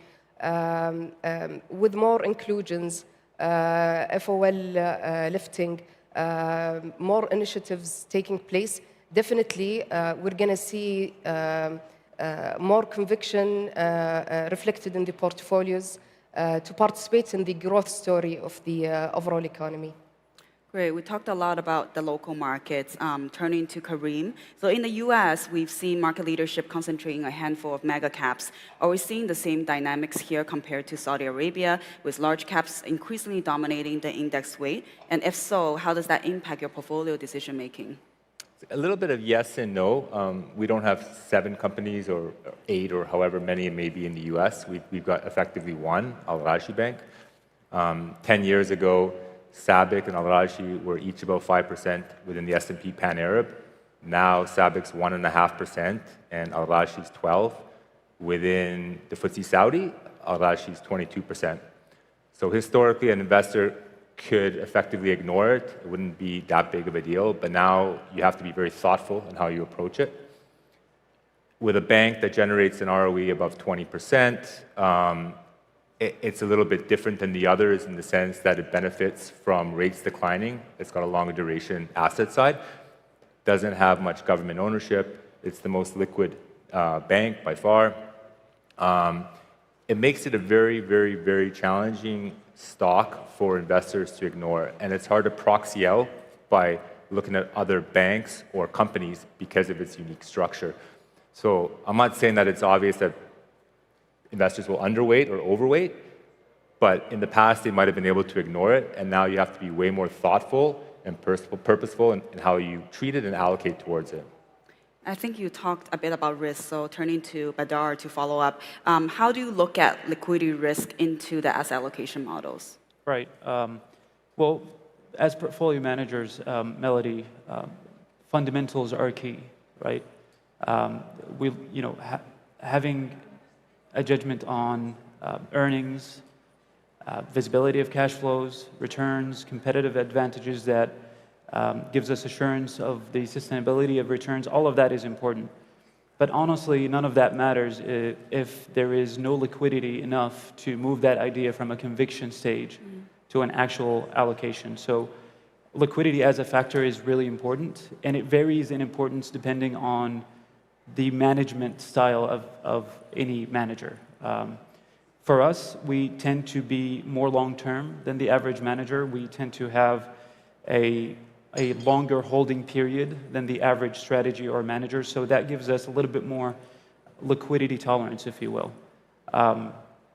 We start by determining a liquidity threshold or limitation for a portfolio as a whole or an allocation as a whole. And we use that budget, or we allocate that budget to the different opportunity set at any given point in time. For example, if we allocate a little bit more to small or mid names of less liquidity, we tend to anchor that with higher liquidity large caps. In the last part, I want to dive in on tradability and liquidity. Can I, in the interest of time, can I just have 2 minutes from each of you?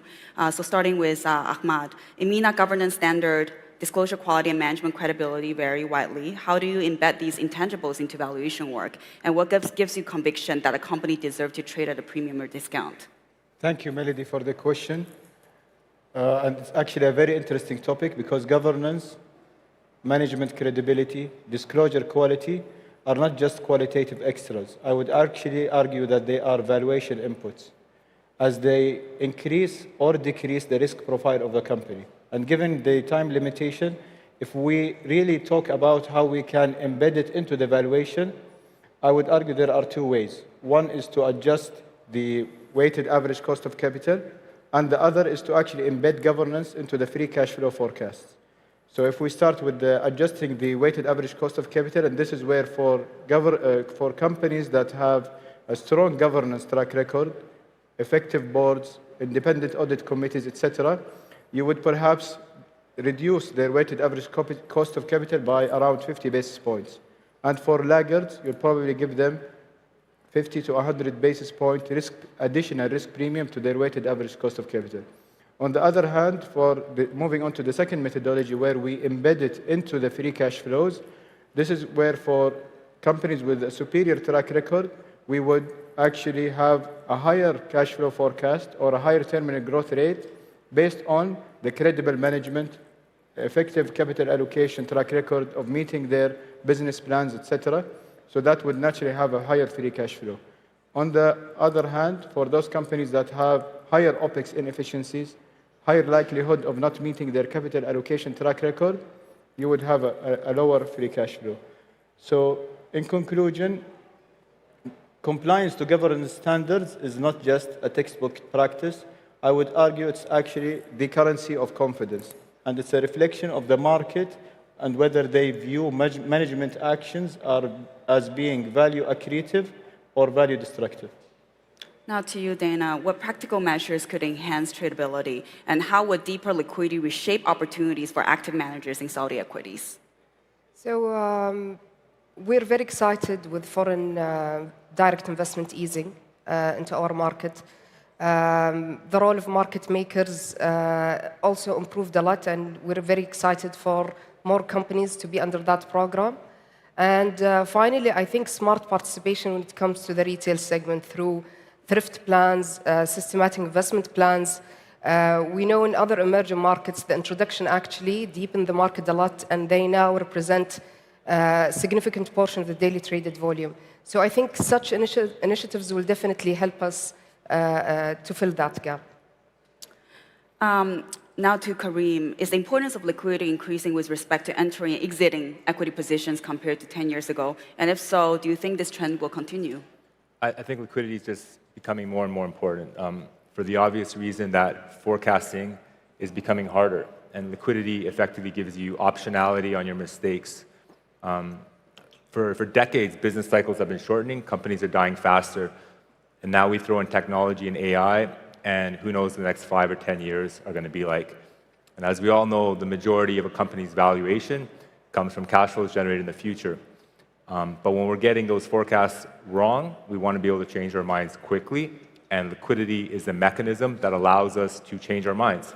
So I think this is really only going to go in one direction. A couple of years from now, it'll be even more important as we get more and more things wrong. So. Great. The last question is very important, and it resonates with the previous sections. Saudi Arabia continues to see growing foreign inflows. How do you see this shaping asset pricing, liquidity, and competition for high conviction trades in the coming years? Well, as the market eases access for different types of investors, we expect to see more competition for conviction.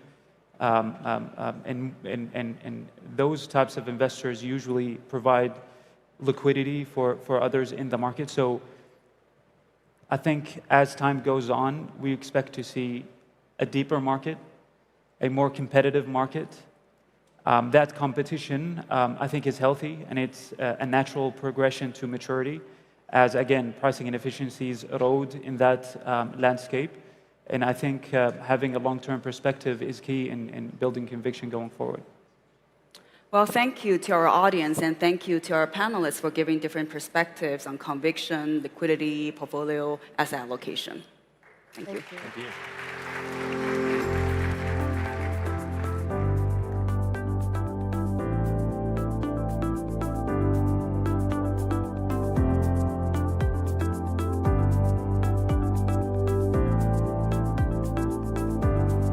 Thank you, Ms. Melody, to you and your guests for a very insightful conversation. As global capital markets navigate an era of transformation marked by shifting macroeconomic trends, technological disruption, and a growing emphasis on sustainable investing, the asset management industry is undergoing profound change.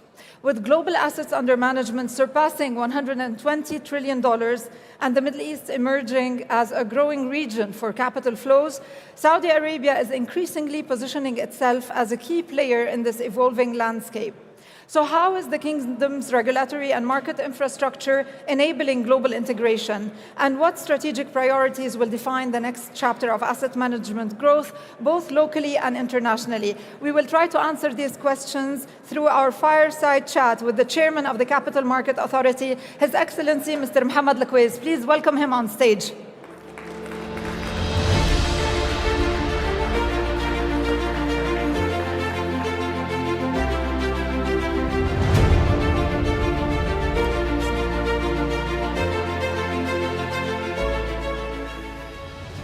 Your Excellency, thank you very much for being with us all throughout this day and for sitting with us for this conversation. Before we start our discussion, I would like to mention that a survey was sent to all global asset management registrants to gather questions for His Excellency. We received your feedback, and I will try to ask some of your questions throughout the conversation. So in order to set the stage for the conversation, let us start by discussing the key milestones achieved. We are talking about rapid growth in the asset management industry. What factors have driven this momentum, and what is next in terms of innovation and product diversification? أولاً أهلا وسهلا Nadine, welcome back to FII. It's great to see so many familiar faces in the asset management ecosystem. Actually, if we look at the asset management industry, particularly in the past year, because we've been doing this across multiple years, we will find that there is a bit of an anomaly in the asset management industry this year. And the anomaly is the following. Traditionally, the asset management industry in terms of assets grows and declines in line with the growth or decline in the underlying index. This year was a significant anomaly. If we look at the Saudi capital market, which is the biggest component and indicator of the Saudi capital market, of the Saudi economy, we've seen actually it was broadly flat last year, maybe a little bit of a decline in the year to date. The story is not the same when we look at the asset management industry and assets under management. Actually, assets under management have grown about 20% over the last year. So this anomaly requires an explanation. And there are many, many explanations for this. The first is diversification and diversity. because the asset management industry and indeed the financial system of Saudi Arabia is increasingly about more than equities and more than Saudi equities. And this is actually borne out when you see some of the fastest growth areas within the asset management industry. It's real estate, fixed income investment, venture capital, etc. The other part in terms of diversification is also diversification in terms of investor base. While our friends and colleagues and hosts in the PIF continue to be a large and significant proportion of the asset management industry, the asset management industry in terms of assets under management is growing faster than third-party assets of the PIF. And this year has actually reached about 1.2 trillion riyals of asset management. Now, in this macro environment, we believe the biggest driver is fundamentals, the breadth of opportunities that are available, both sectorally, product, and in terms of future projections. But we also believe that good regulations help a little bit. One of the most substantial changes that have been made in the last year is a transition of our capital markets from a beneficial owner market to an omnibus market, which really facilitates even more the activity of asset managers, whether they want to manage funds or increasingly private portfolios, because they can do this now on a consolidated basis, whether it's for equities or fixed income.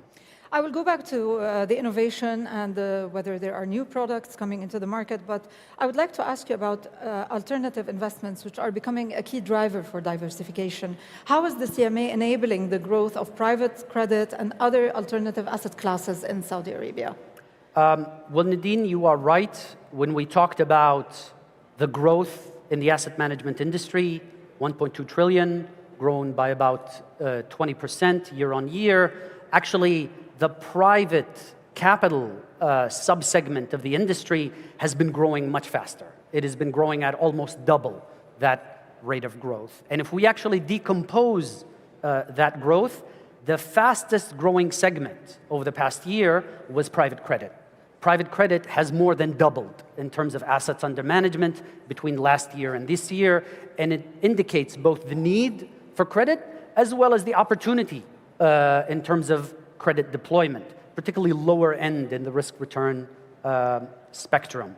The other areas where we continue to see growth, particularly in the private space, was in real estate. Real estate represents the vast majority of the private fund space and the asset management industry in Saudi Arabia. And actually, in the real estate subsegment, regulators and the government at large was actually reaching a level where it was slightly concerned about the level of valuation in real estate assets, particularly real estate assets in Riyadh, which represent the vast majority of assets under management. And this had implications. It had implications in terms of asset prices. It also had implications in terms of, aside from the capital markets and the economy, in terms of affordability of people who live and increasingly move to Riyadh. And I think now, particularly with the decisions that have been made and announced in the past month or so, we are seeing a slowdown in the real estate industry, and we are now converting from concern over asset prices to now how we can support the real estate industry in terms of financing and additional deployment. That was my next question. Are you looking for pockets of risks there now when it comes to REITs, given these regulations that will change the market massively? Nadine, always. When you have a market like Saudi that is growing as fast as you are, we have to continuously juggle between two hats. One hat is market development, where if you have a segment or subsegment that is underdeveloped, the idea is how can we stimulate more capital deployment into that sector.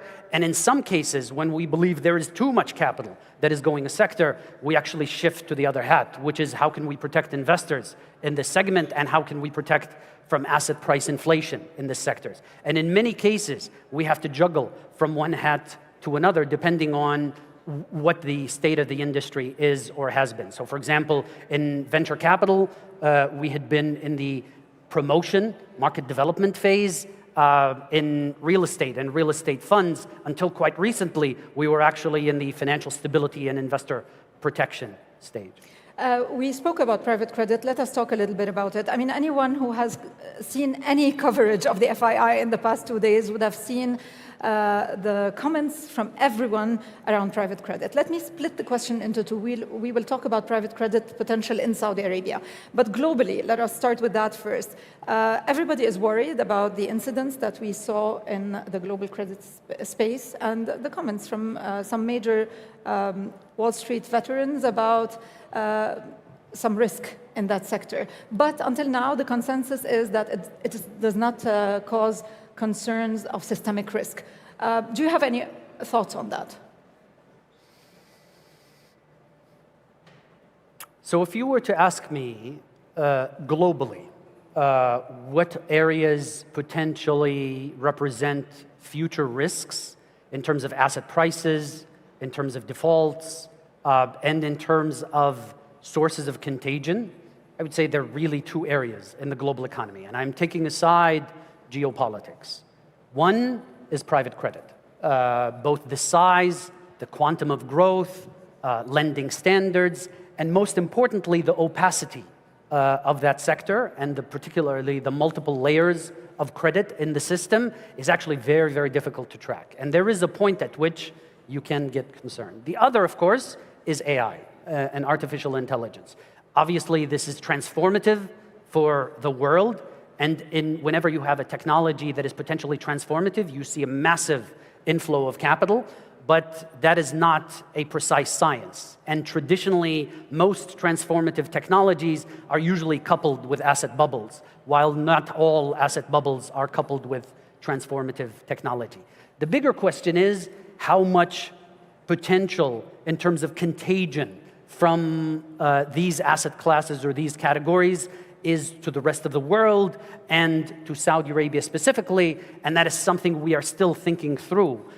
So far, it looks like the contagion effect and the transmission mechanisms are still quite limited, but this is still work in progress. The main indicator we have to this is, first of all, private credit in Saudi Arabia. Even though I mentioned it has doubled in size, it is still almost nothing in comparison with the asset management industry in Saudi. I mentioned asset management industry in Saudi is 1.2 trillion. Private credit is 5 billion riyals, so it is less than, it is almost insignificant in terms of an impact on the overall credit quality of the industry. The other factor is the leverage levels in the Saudi economy overall. The Saudi government has total debt to GDP of around 30% to GDP. If you look at total debt in the economy, it's probably closer to 50% of GDP. If we look at credit and leverage in the non-financial sector in publicly listed firms, it is still actually at around 20% debt to capital. And interestingly enough, leverage levels in publicly listed firms have actually come down, not up, from 2020 to 24. I think it was about 24%, and it has come down to roughly 20%. So while there are concerns in the global market, it looks like Saudi Arabia is still not as impacted just because of the size and the leverage. And yet, if we look at the banking sector today, loans exceed deposits. If we take the straight calculation, loans compared to deposits, it's above 110. 115, I think. And this is why there is a wide thinking that this offers opportunities for private credit companies in Saudi Arabia. How do you think of that? And also, what is your approach as a regulator to private credit in Saudi Arabia? So I think there are two ways to look at the liquidity position within the financial system in Saudi Arabia and within the banking system significantly. One way to look at it, if you take a historic perspective, you will say liquidity position has certainly tightened versus where it was 5 years ago. There's another way to look at it, which is in comparison with global norms. And we have to remember, over the past 50 years, we have had a very, very liquid banking system, very, very liquid financial system, almost too liquid. And as a consequence, our banking system had more than abundant capital to fulfill all the funding needs and more than enough capital left over as incremental investment. So it was one of the biggest investors abroad. So there's another perspective to say the liquidity position in the banking system in Saudi Arabia is actually converging to the liquidity position in global norms across banks in most developed markets, which means everyone needs to work hard for their money, and that is usually the process of allocation of capital. Allocation of capital should be difficult, both for the folks who are allocating capital and for the folks who are raising capital. The implication for the asset management and the capital market industry is this is creating an opportunity more so than at any time in the past to provide supplementary capital, whether it's in the form of direct credit, which is the reason why we see the massive growth in direct credit, whether it's in the form of fixed income and the fixed income development market. Because you can, if you remember, our banking system today in Saudi is about 5 trillion riyals of assets, and it has taken about 80 years to reach this level of assets. Our fixed income market today is about 2 trillion Saudi riyals in terms of onshore and offshore issuance, and it has taken about 10 years to reach about 30% of what the banking system has achieved in 80 years. And this gives you an indication of the quantum of the opportunity and also the quantum of potential and aspiration of Saudi Arabia and its funding needs.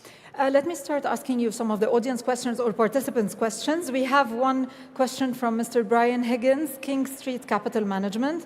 He commends what has been done so far in Saudi Arabia for growth of assets under management and regulatory reforms. His question is, what further steps is the CMA prioritizing to cement Saudi Arabia's position as the leading financial hub in the region and a gateway for global capital?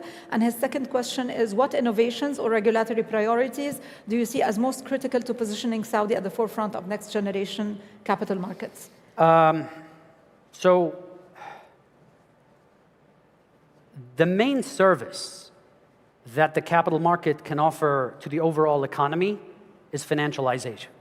It is the conversion of real assets in the economy to financial assets via the capital markets, because financialization allows you to attract foreign investment and international investment faster. And financialization also has higher debt absorption capacity than real assets, particularly because of the liquidity and the mark-to-market. And the main benefit that we can provide for financialization is internationalization. And this internationalization has started with opening up the market to international investment. I think this is likely to continue. We just came out with a public consultation on eliminating the QFI regime in our main market, which is the only domain where the QFI regime still exists. Next year, we imagine we will follow this with revisiting the foreign ownership limits, and we believe there's a logic and a sequencing to this. It is much easier technically to remove the QFI regime and have all investors come in before tackling foreign investor limits. And when we do that, I think our market will then be fully open to outside investment on a pari passu basis with local investors. The second thing, in terms of internationalization, is attracting more and more foreign businesses. And in the past, our main emphasis was dual listings, and while this still continues with some limitations and restrictions, our biggest emphasis on it is in attracting businesses that move their domicile to Saudi Arabia to benefit not just from the local economy, but from the liquidity and the financing capacity of our capital markets. We already have 2 examples of this that are publicly traded in Saudi, and we understand several, particularly more venture-backed, more technology-oriented firms across the region are now seriously exploring moving their domicile to Saudi to become the de facto technology and startup exchange for the region. The third and last point of internationalization is internationalization of our financial intermediaries. Today, we have over 200 licensed firms, whether it's asset managers, financial advisors, custodians, etc. Most of those activities and most of those licenses have been geared for folks who want to be registered in Saudi, but also who want to gather assets from Saudi. Increasingly, with this amount of interest, we are seeing more and more firms who want to be domiciled in Saudi in order to gather assets outside of Saudi, and that is why we announced this last year. Now we have already come out with public consultation on our very first offshore licensing regime, which will allow firms to do this and will actually dovetail quite nicely with the regional headquarters mandate, because the regional headquarters mandate does not allow you to generate revenue and book revenue. This offshore licensing regime does. And them together actually will act as the platform for Saudi-based businesses attracting and booking business and internationalizing their operations for the first time. You mentioned very important points. Let's go into detail in some of them. On the public consultation about changing foreign ownership in the market, this is out now. This does not tackle the limit of 49% foreign ownership limit. Fadi Arbid from Amwal Capital Partners asks you, can we consider the FOL removal in Saudi definitive? And when is the official date of removal? And I have a second question related to that. Are we talking about raising the limit from 49% to another specific percentage or to 100%? Yeah.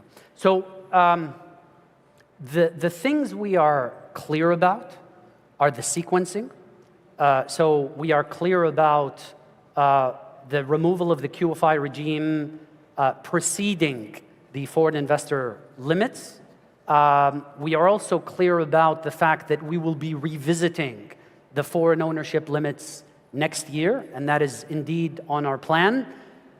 Whether or not we will eliminate the foreign ownership limits or more gradually increase them on multiple stages, this will really become the output of our analysis. And I don't think we will be too eager to announce before we conduct the analysis. The one thing that is certain is that the pace of deregulation is quite clear. And actually, when you have so many initiatives going on at the same time, there is an important factor to try and connect the dots on these different initiatives. You remember how I mentioned one big priority for us is to move businesses, their domiciles to Saudi and become Saudi businesses. The biggest challenge for a lot of these businesses is not the foreign ownership limits, because that can be tackled through our strategic investor program, which allows you to cross the threshold of 49%. The biggest problem they face is if they have an entrepreneur or a founder, they can't end up being an owner because they're not a QFI. So it is important for us to tackle this point first before tackling the foreign investment limits. So we expect it in 2026?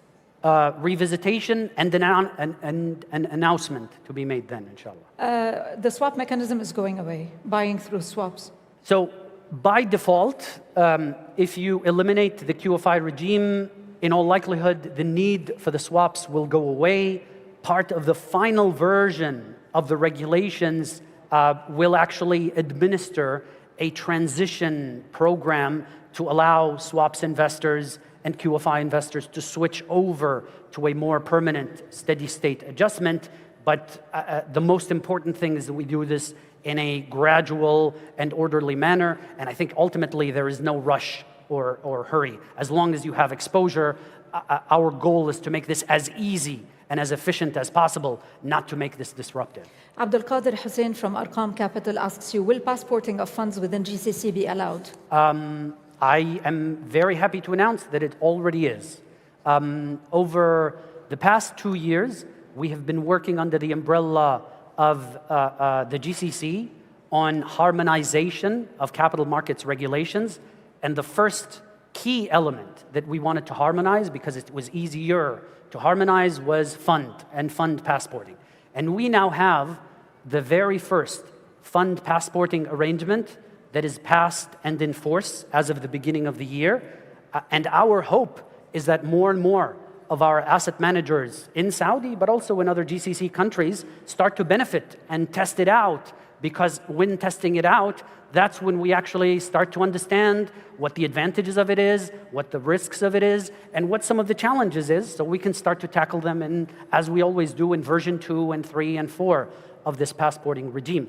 The thing we are most excited about is actually, if we tie all of these things together, our offshore regime will probably be the very first offshore licensing regime that benefits from fund passporting. And the reason for this is because our offshore licensing regime has been built in our onshore market as opposed to a legal free zone, though. So we are hopeful that it will be treated more and more as a GCC business as far as other GCC markets, and therefore as far as fund passporting is concerned. Your Excellency, our time is out, but I want you to conclude in less than a minute. If we look ahead to 2030, what for you will indicate success? What milestones you think will signal that the kingdom has become a true global investment hub? Oh, that's to us is very, very clear, and it has been clear since 2017 when Vision 2030 was released. Our aspiration for the Saudi capital market was to become the main capital market for the Middle East region and one of the most important markets in the world by 2030. We actually placed a number, which is one of the top 10 most important markets in the world by 2030. On some dimensions, like the dimension of size, like the dimension of ECM activity, we are already ahead of schedule. Khalid Al-Hassan mentioned in the first panel, we are already the 7th or 8th largest market in the world by market cap. We are the 6th largest market in the world by ECM activity. But we also recognize that largest doesn't always mean most important. And we still have a few things to do before we indeed become one of the financial capitals of the world. And we fully intend to do this by 2030, inshallah. Your Excellency, Mr. Al-Kuwais, thank you so much for this very interesting conversation, a lot of information. Thank you so much. Thank you very much. Sharafat, thank you. I hope we managed to answer some of your questions. At the end of this forum, the Asset Management Forum for this year, I want to thank you all for being here with us and hope to see you again in the 4th edition of the Asset Management Forum next year, also at the FII, a year from now. Goodbye.